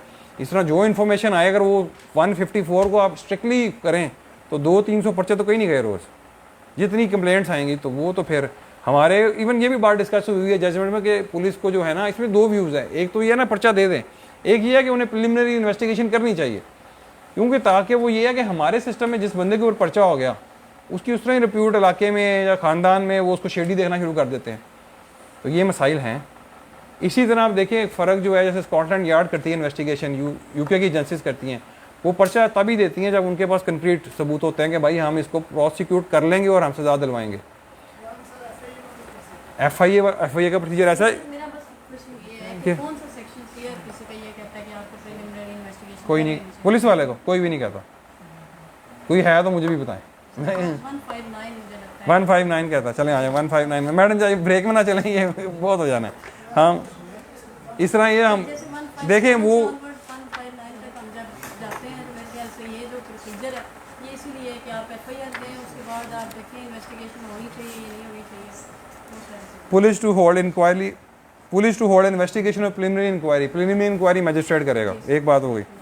सच magistrate on receiving such report may direct an investigation or if he thinks fit at one proceed or depute any magistrate subordinate to him to proceed to hold preliminary inquiry into or otherwise or dispose of the matter। अब इसमें madam बात यह है कि police वाला कुछ लेकर आया उसके पास, तो उसके बाद वो अलाउ कर रहा है कि इंक्वायरी करनी है, या वो खुद करेगा या दूसरे किसी मैजिस्ट्रेट को कहेगा, या मैजिस्ट्रेट की पावर आ गई, या पुलिस वाला जो है वो क्या करे।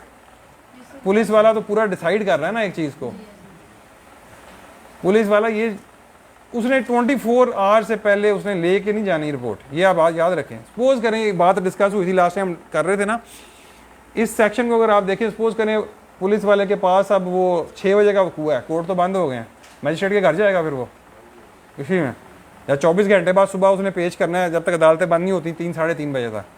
तो अब ये ऐसे ही पुलिस के परमिशन लेनी है तो वो किधर जाएगा, उसके घर जाएगा, और उसके घर जाते हैं पुलिस वाले जब उन्हें ज़रूरत होती है। सर अगर मुलज़िम 3 से पहले यानी कि 1:30 से 1-2 बजे के दरमियान पकड़ा है, 24 घंटे हैं आपके पास, आप 24 घंटे से कम में अगला टाइम आ जाता है। कभी ऐसा होता है कि उसी टाइम मुझे मेरा ख्याल है CRO वगैरह करवाना पड़ता है, उसके बाद वो सारा अपना प्रोसेस पूरा करके आते हैं, वो मुलजिम को पूरा जलील करते हैं, उसके घर वालों को भी जलील करते हैं।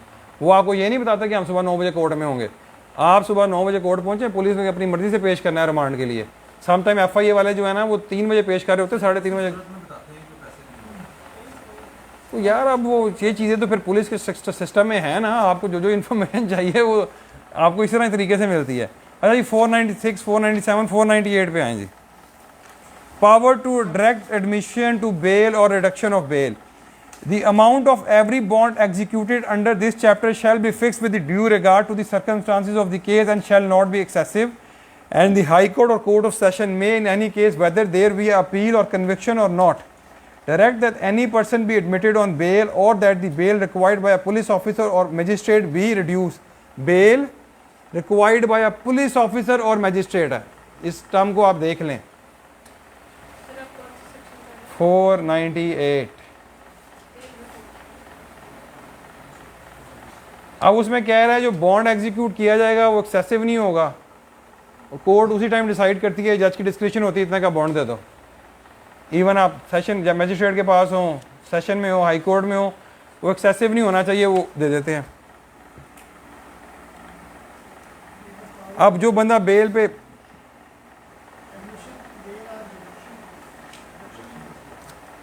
आए, regard to the circumstances of the case and shall not be excessive, and the High Court or Court of Session in any case where there be any appeal or conviction or not, direct that any person be admitted to bail or that bail may be required by a police officer or magistrate। अब appeal level के ऊपर भी वो जो है ना उसको suspend करते हैं, पनिशमेंट को रिलीज करते हैं, उसके ऊपर भी वो बेल बॉन्ड्स ले लेते हैं। किन की क्यों नहीं पड़ते मैम, बेलेबल ऑफेंसेस की करेंगे आप बेल फाइल नहीं, किस सिचुएशन नहीं लेते हैं। मैंने ये देखा वो कोर्ट में लेके आएंगे, जो पुलिस वाले हैं उनको मजिस्ट्रेट के सामने पेश करते हैं, वो उधर ही श्योरिटी जो है ना वो उनको बता देता है कि इतने पैसे की श्योरिटी है जमा करते हैं। ये अभी आप प्रोसीजर वाइज आए ना, आप ये कह रही है बंदे को अरेस्ट कर लिया, फिर क्या हुआ, रिमांड में गया, फिर वो जुडिशल हो गया वो। नहीं अभी तक नहीं गया ना, वो फर्स्ट हियरिंग पे जब उसको कोर्ट में तो ये देखे ना, फिर यही तो बात है ना। हाँ जी अरेस्ट किया है, अगले दिन उसको कोर्ट में ले जाना, कोर्ट ठीक है, पर्चा रिमांड ले गए।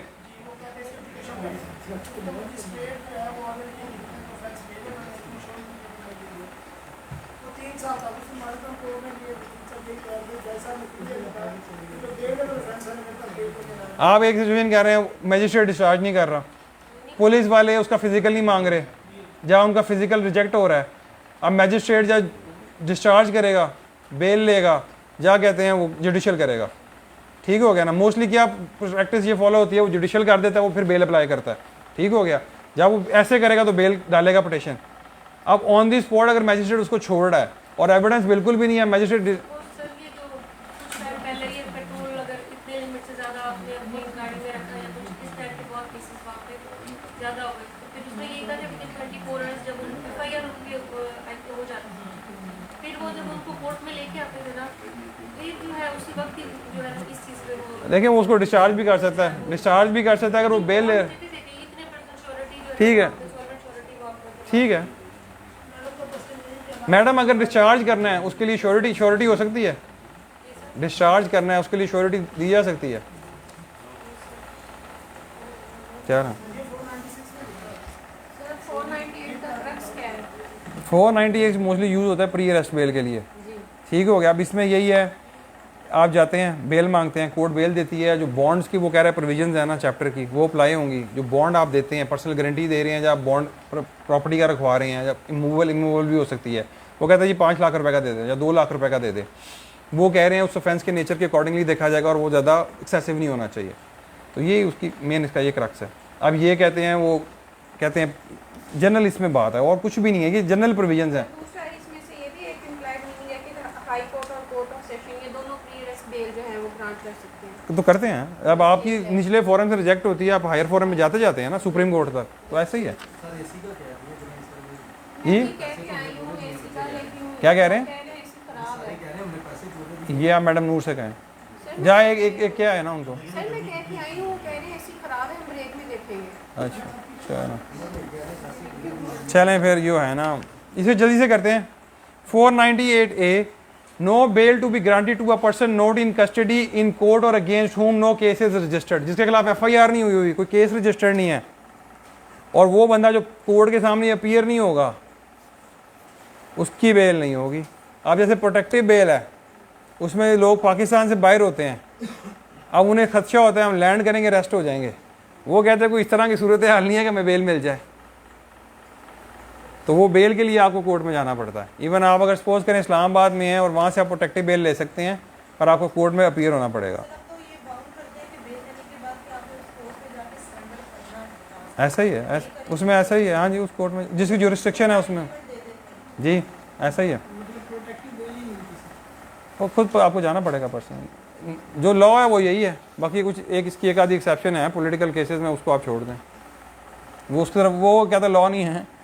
हाँ ओके जी। Nothing in this section 497 498 shall नहीं है, वो जनरली प्रोविजन। आप प्री अरेस्ट बेल को आप देखें ना, अल्टीमेटली एक जैसे प्रोटेक्टिव बेल का भी जिक्र नहीं है। अब ये उन्होंने एक राइट रखा हुआ है एक बंदे का कि भाई वो आ जाता है, वो कोर्ट के प्रोसेस को मान रहा है, वो आपके जस्टिस सिस्टम को मान रहा है, वो कहता है जी मैं सरेंडर करता हूँ और मैं इन्वेस्टिगेशन में शामिल होऊंगा। कोर्ट कहती है ठीक है भाई आप गारंटी दें कि आप होंगे, वो हमने बॉन्ड्स ले लिया उससे, उसके बाद हम कहते हैं ठीक है जनाब आपकी हमने बेल भी कंफर्म कर दी है, पर वो बंदा जब कोर्ट बुलाएगा आएगा और वो जब इन्वेस्टिगेशन होगी उसका पार्ट बनेगा, अगर नहीं बनेगा तो उसकी बेल कैंसिल हो सकती है। तो ये एक जी एक प्रोसेस, आप वो एक प्रोसेस को कहते हैं रिगार्ड कर रहा है और उसमें आ रहा है।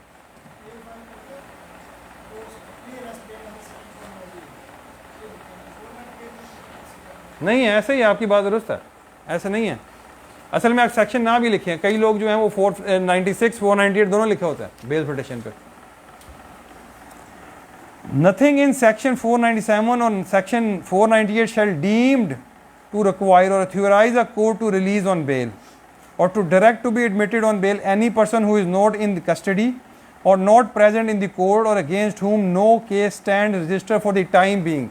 An order for release of a person on bail or a direction that a person be admitted to bail shall be effectively only in respect of the case that so stand registered against him and specified in the order of direction. ये वही बात है, एक बंदे के खिलाफ case नहीं हुआ, FIR भी नहीं हुई उसके खिलाफ, और अगर वो बंदा कोर्ट में नहीं आ रहा उसको बेल नहीं मिलेगी।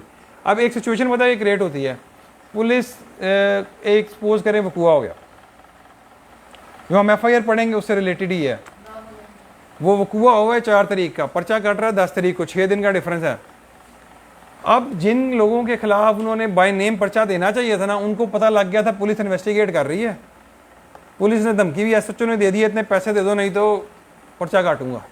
अब उनका क्वेश्चन ये था कि हम बेल करवा सकते हैं प्री अरेस्ट। अब मसला ये है कि वो पर्चा हुआ नहीं, आप कैसे करवाएंगे? अच्छा, अब क्या रेमेडी है? एक बंदा है, उसको पता है कि भाई आने वाले 1-2 दिनों में पुलिस वाले ने मेरे ऊपर पर्चा दे देना है, वो क्या कर सकता है? हाँ, एक तो ये है, उस मामले को आप थाने से निकाल के कोर्ट में ले जाओ और यही बेहतर हाल है। दूसरा हाल ये है कि थाने आप कभी ना जाओ, थाने कभी भी जाओगे हो सकता है दस्ती पर्चा दे दिया हो या दे के आपको बैठा लें। ये बात मैंने किया, जो लोग नहीं प्रैक्टिस करते उनको ये ऊपर से गुजरी है, इन लोगों को ये जितनी बच्चियां बैठी हुई हैं। अच्छा, अब चीज़ मुझे ये बताएं, इन्होंने कहा जी हरासमेंट की पिटीशन होगी, हरासमेंट की पिटीशन होगी, ठीक हो गया। ये हरासमेंट की पिटीशन क्या होती है? खवातीन में से कोई बताए, और किस सेक्शन के अंडर होती है ये तो मैंने बताया हुआ है। किसे छोड़ दें आप ना, ये इनसे अभी क्वेश्चन जी 491 उम्र सुना था मैंने, बताया था किसके अंडर होती है। यहाँ पे वो हेडिंग आ रही थी, उसको मैंने गोल सर्कल भी डाला था कि यही प्रैक्टिकल सेक्शन हैं। आप नहीं थी शायद, ये थी जेओपी में। मैडम आपने असाइनमेंट बनाई है, उसमें जिक्र है, यही याद शहजाद, बहुत किसी को याद नहीं है। मैडम वजिया, इधर वो जेओपी की तरह मैंने एक हेडिंग बनाई थी जो 22(6)A में आता है, जिसमें मैं कहता था सारी जो प्रैक्टिकल काम है वो इधर ही होता है, सारी जजमेंट। हाँ, 3 चीजें थी, वो क्या थी? पहला तो वो एफआईआर करवा सकता है, हाँ, दूसरा सर वो मुझे याद नहीं, तीसरे ने हमसे प्रोटेक्शन के लिए फाइल तीसरा बड़ा चेंज ऑफ इन्वेस्टिगेशन था जिसके ऊपर मसला था सारा। तीसरा जो है वो जो एक्सेस, वो अपनी पावर यूज कर रहा होता है पुलिस ऑफिसर। हैरेसमेंट की पिटीशन फाइल करनी हाँ, और आप ही ने कहा सर हरासमेंट इसमें आ जाएगी, मैंने कहा जी इसी में आएगी। आ गया मैडम को यार। अब वो जो 6(3) है ना, 22(6)A का 3 सब क्लॉज है, उसमें ये बात है, पुलिस वाला आप जाएंगे हरासमेंट की पिटीशन में, अपनी पावर का नाजायज इस्तेमाल कर रहा है, हमें कहते हैं फ़ोन करता है या थाने बुलाता है, हमसे पैसे एक्सटॉर्ट करना चाहता है, या हमारे घर ASI को या सिपाही को भेज देता है, तो आप फिर जी जस्टिस ऑफ पीस जे उमर अगर असाइनमेंट बनाई होती तो ये क्वेश्चन ना होता। अच्छा, उमर 22A में क्या है?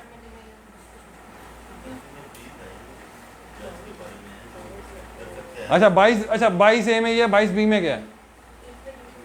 सबर करें, क्वेश्चन 19 से है, 22B में क्या? अच्छा, A में तो जस्टिस ऑफ पीस हो गया, B में क्या है? यही बात है ना, यहाँ पे उसकी पावर्स हैं और यहाँ पे उसकी ड्यूटीज हैं। फिर मैंने आपको ये भी बताया था कि पिटीशन गलत की जाती है टेक्निकली 22 से 22B के अंडर। भाई पिटीशन करनी है तो उसकी पावर्स के अंडर करो ना, ड्यूटीज के अंडर क्यों करते हो? उसकी पावर्स में आप डालें। चलें ठीक है, जो ये आपने 22 से 22B लिख दिया, पर इसका जो है ना 22A का 6 है, 6 के अंडर भी 3 है, 1 2 3, ये तीसरे की बात है। ये चेंज ऑफ इन्वेस्टिगेशन है, ये FIR की रजिस्ट्रेशन है, यहाँ पे वो एक्सेस पावर यूज कर रहा है। अब ये GOP का क्वेश्चन आ जाता है, ये फिंगर टिप पे होना चाहिए। इवन अगर आपको इंटरव्यू में क्वेश्चन होता है, आप जो है ना सारी प्रैक्टिकल जजमेंट्स जो हैं वो इस पॉइंट के ऊपर ही हैं, उसकी जो ऊपर वाली पावर है वो तो प्रैक्टिकली उस तरह होती ही नहीं है।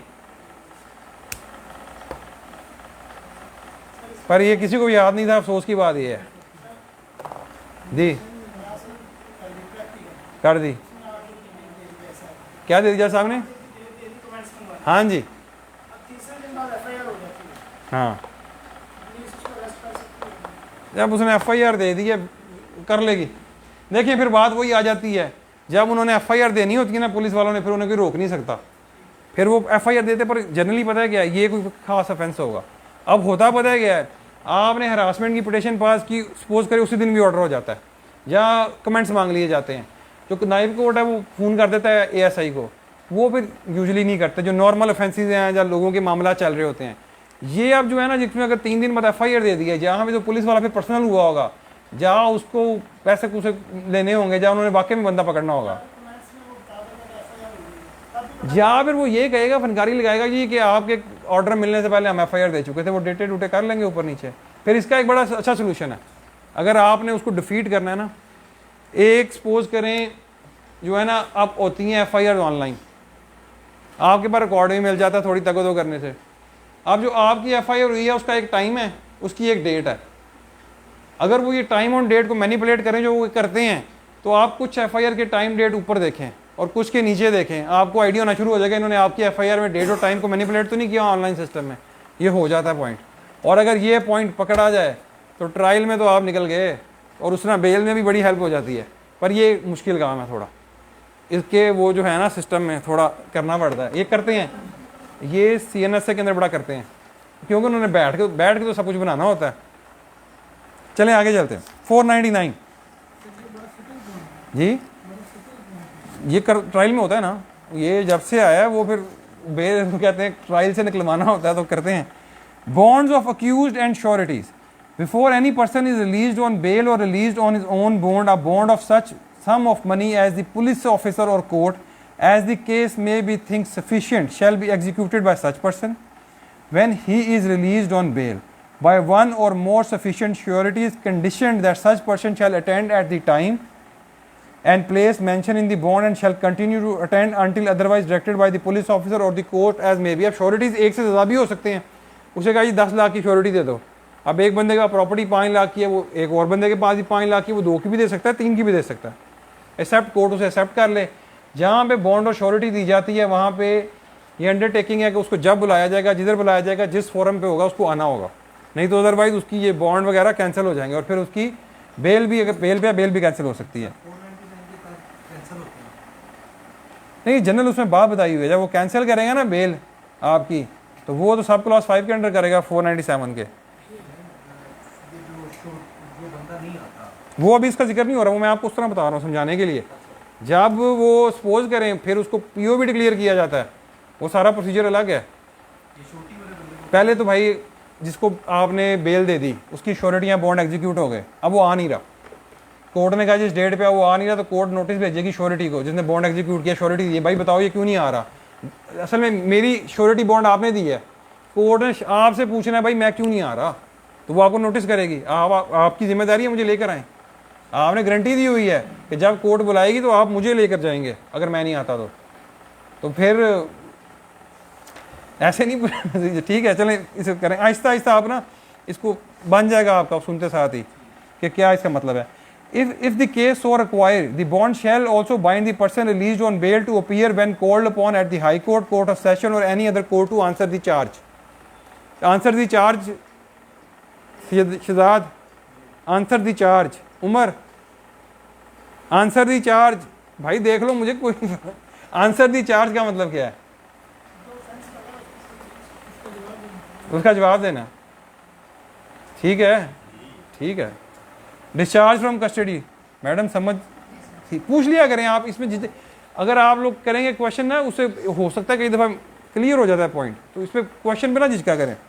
Discharge from custody, as soon as the bond has been executed, the person of whose presence it has been executed shall be released, and if he is in jail, the court admitting him to bail shall issue an order for release to the officer in charge of the jail, and such officer in receipt of the order shall release him। अब इसमें होता पता है क्या है, 497 का scenario है, post arrest bell होगी मैडम वजिया, 497 पोस्ट अरेस्ट होगी, उम्र पोस्ट अरेस्ट होगी ना बेल, बंदा जेल पकड़ा हुआ है। अब वो बंदा जो है जेल में है, जेल मीन प्रिजन में है, कोर्ट लखपत जेल में है, ठीक है जी। हाँ उन्होंने डिवीजन रखी हुई है, वो है उन्होंने डिवीजन रखी है पर वो कर लेते हैं जिस तरह। अब कैंप जेल है या वो कोर्ट लखपत जेल में है, इसके भाई आर्गूमेंट्स किए उमर ने जाके, कोर्ट ने कहा जी बेल हो गई 5 लाख के मचल के दे दो, आपने मचल के जमा करवा दिए। वहाँ से एक बनेगी रोब कार, वो रोब कार आएगी इधर जेल, वो इसको कन्फर्म करते हैं कोर्ट से और फिर उस बंदे को वो रिलीज़ कर देंगे। ठीक हो गया। अब बात वो यही कर रहा है कि जिसको जो है ना, जिसका बॉन्ड जो कोर्ट ने कहा है दे दिया जाएगा तो उसको रिलीज़ कर दिया जाएगा। रोब कार है प्रैक्टिकल प्रोसीजर, मैंने आपको वो बताया, इसमें रोब कार का जिक्र नहीं, पर चीज़ें यही हैं, यहाँ से वो चीज़ें हैं। ठीक है, पर आप प्रैक्टिस बात, अब प्रैक्टिकल बात बताने का मकसद ये कि आपसे पूछ ले रोब कार क्या है, तो आपको ये ना हो कि ये कभी सुना ही नहीं है। ठीक है ना जी। जेल से नहीं, देखिए जेल वाले ना आप कंफर्म करते हैं ऑनलाइन, मतलब कि उनका वो फ़ोन पे करके ना कंफर्म कर लेते हैं। पहले इसमें 2 नंबर रोपकारें भी बनती थी, वो सीन भी होता था, पर वो कंफर्म करते हैं भाई ये इसी कोर्ट का ऑर्डर है, इसी कोर्ट ने दिया है, इसी को रिलीज़ कर रहे हैं। क्योंकि ज़ाहिर सी बात अगर गलत बंदा छोड़ दिया तो मिसाइल बन जाते हैं ना, उस बंदे की कहते हैं ड्यूटी है जो उधर बैठा हुआ है जी। हाँ, कोई मसला आ जाए ना, आ जाए, वो छोड़ते नहीं है, फिर वो कहते हैं जी क्लैरिफाई करो, हाँ जी दोबारा लाओ, हाँ जी, हाँ जी, वो नहीं करते, नहीं करते, वो नहीं करते। उन्होंने एक्चुअली उसमें चीज़ ये है ना, पुलिस में अब आप सपोज करें डिप्टी रजिस्ट्रार की ड्यूटी लगी हुई है, या उसने असिस्टेंट की लगाई हुई है, वो रजिस्टर मेंटेन हो रहा होता है, उस बंदे को पता भाई मैंने गलत छोड़ दिया तो मेरे ऊपर तो करप्शन का चार्ज लगना है, इसने पैसे लिए हुए थे कोई, तो वो फिर बड़ी एहतियात भर देते हैं, वो नहीं छोड़ते, फिर वो कहते हैं ज़्यादा से 1-2 दिन लग जाएंगे ना, कोर्ट से क्लैरिफाई लेकर आओ। वो अब आज एड्रेस पे तो उसका, हाँ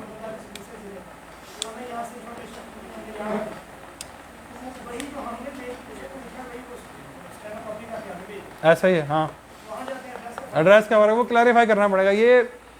ये जो इस तरह की मिस्टेक्स है ना, इस पर मुंशी पे दिहाड़ियाँ लगाते हैं इसमें। हाँ जी,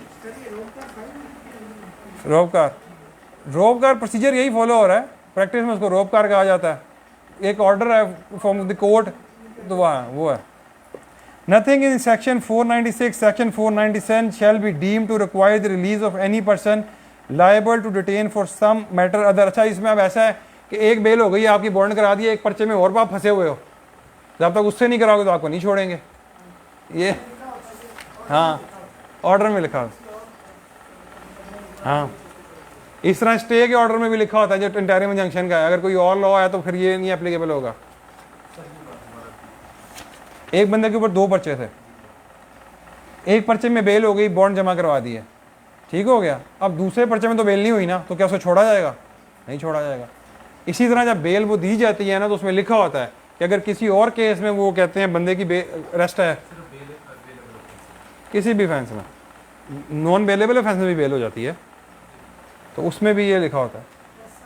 302 का केस नॉन बेलेबल ऑफेंस है, उसमें भी बेल हो जाती है, पोस्ट अरेस्ट भी जाके। जी जी, मतलब कॉन्सेप्ट क्लियर करने के बाद 51 power to order sufficient bail when the first taken is insufficient. अब किसी वजह से जो है ना बेल बॉन्ड्स लिए, उन्हें मसाइल आ गए हैं, तो कोर्ट दूसरा जो है ना बेल बॉन्ड भी ले सकती है, इनसफिशिएंट है, उसमें कोई मसाइल आ रहे हैं।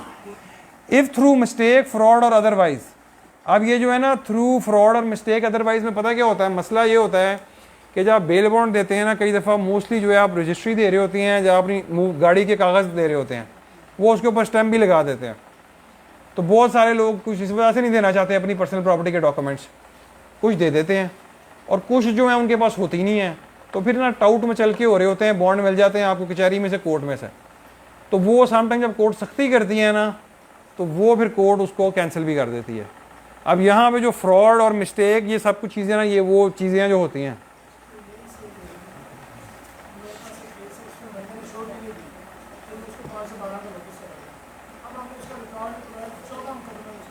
हाँ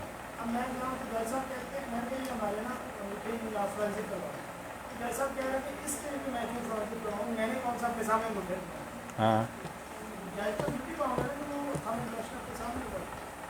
बाय लॉ तो प्रोसीजर तो यही है, सारी चीज़ें उसके सामने होनी चाहिए। मैडम देखिए, वो प्रैक्टिकली वो हो भी नहीं सकती, जिस तरह साबू लगा होता है ना। अब जैसे एविडेंस है, सबसे बड़ी मेन बात सिविल केसेस में भी वो कहते हैं कमीशन लिख रहा होता है, और जज के कमरे में कमीशन के बैठने की जगह नहीं, वो बाहर बैठ के लिख रहे होते हैं, तो वो अब बड़े मसाइल हैं। एविडेंस जो है वो एक दफ़ा हाईकोर्ट ने सख्ती कर दी थी, उन्होंने कहा जी जज खुद लिखो, जज ने वो खुद लिखना शुरू कर दिया था। फिर उसके बाद ये बड़े स्टेशन हैं, केस ज़्यादा हैं, तो वो कहते हैं जी अब कमीशन लिख ले, तो इस तरह प्रैक्टिकली हैं मसाइल। ओके जी, if through mistake fraud otherwise insufficient sureties has been accepted और if afterward become insufficient the court may issue a warrant of arrest directing that person released on bail be brought before it and may order him to find sufficient sureties and on his own failing to do so may commit him to jail. अब बंदे की bell हो गई, suppose करें sureties उसने दे दी थी, अब बाद में पता लग रहा है थ्रू अ फ्रॉड मिस्टेक कि वो इनसफिशिएंट थी, तो कोर्ट उसको ऑर्डर नोटिस करेगी, आओ श्योरिटीज दोबारा दो, नहीं देगा तो कहेगी चलो जेल। फिर इनसफिशिएंट एक तो फ्रॉड के निकल आई ना, गलत निकल आई, या उसको बाद में एक तो गलत रजिस्ट्री दे दी, रजिस्ट्री गलत दे दी, वो पता लगा, बाद में पता लग रहा है। अच्छा मैं एक चीज़ पता क्या होती है इसमें, होता जो है बेल हो गई, आपने बेल करा दी एक बंदे की, अब मैं उसकी ओपोनेंट पार्टी हूँ, मुझे पता भी होता है लोगों को, शक भी होता है कि इन्होंने मचलके जो है ना वो 2 नंबर कराए हुए हैं, या कोर्ट से टाउट मचलके कराए हुए हैं। अभी बताया टाउट मचलके, झूठे मचलके, मतलब कि हाँ आपको श्योरिटी देनी है 10 लाख की, आपके पास कोई प्रॉपर्टी नहीं, कोई कुछ नहीं, अब आप क्या करोगे? आप तो जाके कहोगे कि किसी दोस्त से रिक्वेस्ट करोगे, कोई नहीं मिलता। फिर कोर्ट में कुछ लोग होते हैं वो दे देते हैं। आप समटाइम्स वो उनके डॉक्यूमेंट गलती नकली भी होते हैं, और वो कितने केसों में दिए होते हैं। हाँ जी, बाइक के डॉक्यूमेंट भी हो सकते हैं, गाड़ी के डॉक्यूमेंट भी हो सकते हैं। ठीक हो गया। अब मैं आपके अगेंस्ट हूँ, मुझे पता है ये मचलके जो है ना टाउट कराए हैं, मैं भाई जाके कहूँगा, दरखास्त दूंगा जरा मचलके चेक करवाओ। उन्होंने मचलके चेक करवाया, पता लगा ये ख़राब है, ये इनसफिशिएंट की बहुत बड़ी ग्राउंड आ गई है, फ्रॉड की ग्राउंड आ गई है वाली। तो जहाँ पे पार्टी को पता हो ना कि आपको दूसरी पार्टी ने लगी हुई है और इसने आ जाना है मेरे पीछे, तो ये इस तरह की प्रैक्टिस से बचना चाहिए, और ये होते हैं। फिर आपकी बेल क्या कैंसिल होगी, जब वो कहेगा आओ दोबारा दो, तो ये मसाइल होते हैं, प्रैक्टिकली ये होते हैं। क्योंकि दूसरी पार्टी को कभी इजी नहीं लेना चाहिए, वो पीछे आ जाती है जहाँ लड़ाई हो रही हो। सिचुएशन यही कर लो आपने किसी के पैसे देने हैं, जो उसने आपके देने हैं, फिर आप तो फिर उसको एंड तक लेके जाओगे ना कि मुझे इसकी गलती मिले, मैं इसको पकड़ूं। Discharge of sureties 502। If all or any sureties for the attendance and appearance of a person released on bail at any time apply to the magistrate to discharge the bond either wholly or so far as relates to the applicant। अब ऐसा है, एक बंदे ने आपके behalf पे surety दी थी, bond दिया था, अब वो चाह रहा है कि भाई मैं ये वापस ले लूँ किसी भी वजह से, तो उसका प्रोसेस ये है कि उसने आपके बिहाफ पे दी थी, आप लोग मिलकर दरखास्त दें और आप किसी और की श्योरिटी बॉन्ड करा दें। अगर आप एज जो मेन उसमें अक्यूज्ड हैं, जिसके बिहाफ पे दी थी, आप कोई हेल्प नहीं करते, तो वो खुद जाके दरखास्त देगा, और जिस एक्सटेंट तक वो अपने आप को डिस्चार्ज करवाना चाहता है वो कर देगा, और मैजिस्ट्रेट कर देगा। जब मैजिस्ट्रेट ये करेगा तो वो उससे पहले आपको नोटिस देगा कि आ जाओ आके और श्योरिटी दो। ये जो श्योरिटी जिसने करवाई थी वो दरखास्त वो भी दे सकता है, वो दे सकता है, बिल्कुल दे सकता है। पहले में सब क्लॉज में यही है। 2 On application being made, the magistrate shall issue his warrant of arrest directing that the person so released be brought before him। ठीक है उमर, अगर तो श्योरिटी देगा ना तो उसे कहेगा भाई आ जाओ। इसमें यूजुअली ये होता है, नॉर्मली है ना, अगर सपोज करें कि दोनों जिस बंदे के बिहाफ पे श्योरिटी दी है वो दोनों पार्टियां यहाँ आके दरखास्त दे के कोर्ट से रिक्वेस्ट करती हैं कि हमें दूसरी की दे दो, और फिर वो दूसरी दे देती हैं जहाँ उन्होंने अरेंज की हो। जहाँ पे अरेंज ना की हो वहाँ पे फिर सब क्लॉज 2 आ गया कि श्योरिटी खुद आया है, उसने अपने आप को डिस्चार्ज करवाया, तो मैजिस्ट्रेट उसको अरेस्ट भी करवा सकती है।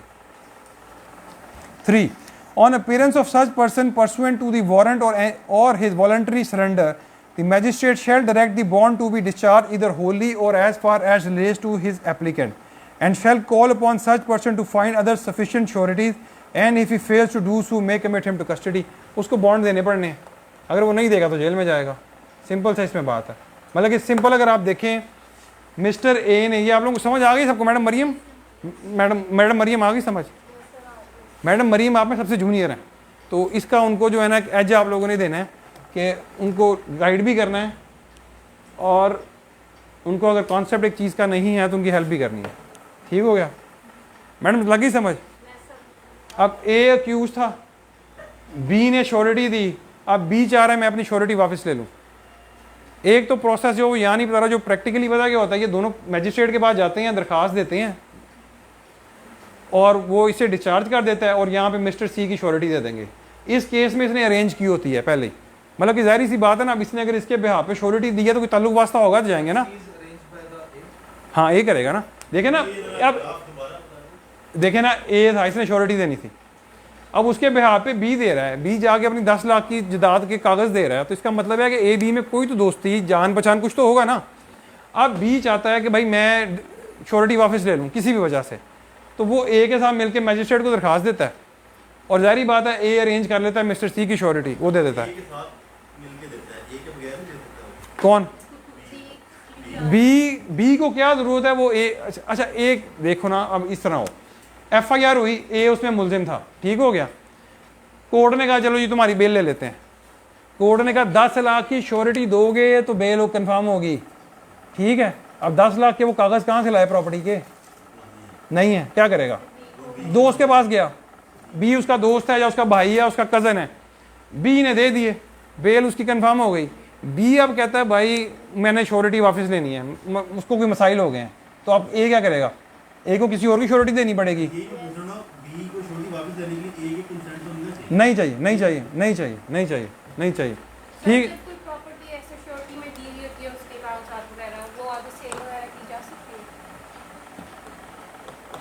मैडम ये जो है ना फिर उसको रिलीज़ करवाना पड़ेगा यहाँ से, सर डी टेस्ट करना कराना पड़ेगा, यही मसला है। अगर सपोज करें उसकी बेल कंफर्म हो जाती है फिर ट्रायल है, एप्लीकेशन लगती है, पहले सर्टिफाइड कॉपी निकलेगी, उसके बाद जाके वो, ठीक है। इस तरह आपने ना गारंटी भी दी होती है प्रॉपर्टी की, वो रेवेन्यू वाले जो हैं, रेवेन्यू के जो रिकॉर्ड में है ना वो लिखा होता है, तो वो फिर मामला ऐसे सेल नहीं होते। फिर उसमें अब चीज़ एक ज़बरदस्त आ गई है, प्रॉपर्टी अब आपने ख़रीदनी है, मुझसे ख़रीदनी है, मैंने दी हुई हैं श्योरिटियाँ, आपको मैं नहीं बताता तो फिर आप कैसे ढूंढेंगे? ये क्वेश्चन है। एक तो जो रेवेन्यू की प्रॉपर्टी है, जहाँ सपोज करें हैं, वहाँ पे आप जाके स्टे की कॉपी देखेंगी, जहाँ उन्होंने गारंटी दी होती है, मॉर्गेज प्रॉपर्टी हुई होती है, वो फिर प्रॉपर जो है ना ड्यू डिलिजेंस करनी पड़ती है, और ये फ्रॉड होते हैं। इस तरह सपोज करें जब कागज़ मांगे जाएंगे ना, आप मुझे कहेंगे ओरिजिनल रजिस्ट्री के कागज़ दें, कोर्ट ने उसके ऊपर स्टैंप लगाई होती है, और जब वो कैंसिल करते हैं उसको उसके ऊपर भी स्टैंप लगा के करते हैं। हाँ जी, फिर वो नहीं देगा। अच्छा, आप जिसकी डेथ होगी वो श्योरिटी फिर ख़त्म हो जानी है, हाँ ख़त्म हो जाएगी वो श्योरिटी, उसको नहीं देनी पड़ेगी, नहीं देनी पड़ेगी। ब्रेक हो गई है आपकी, मैं आपको करता हूँ एक्सप्लेन, इन लोगों को समझ आ गई है। अब बाकी लोगों की हो गई है ब्रेक। जिन लोगों को मैंने कहा था वो सुनाएंगे तो फिर जाएंगे, वो कर रहे हैं। उमर एक था, एक मैडम मरियम थी, मैडम जोया थी, ठीक हो सर। मैं ये भी समझाऊंगा आपको, आप 6:30 11:30 तक यहीं हैं। उसमें ये है ना, उसकी सपोज मान लो ये कि अगर वो ऑफेंस किया है वो पनिशेबल में डेथ नहीं है। चले जाएं, आप जाएं 11:10 हुआ है, हम 11:40 पे आ जाएंगे। मैडम। नहीं, 11:30 पे क्लास में आए आप। अगर आपने किसी ने चाय पीनी है साथ ले, मुझे इससे कोई इतराज़ नहीं है। आपने जो बच्चा पढ़ेगा ना, जो बच्चा पढ़ेगा वो फिर जो मर्जी खा भी ले क्लास में।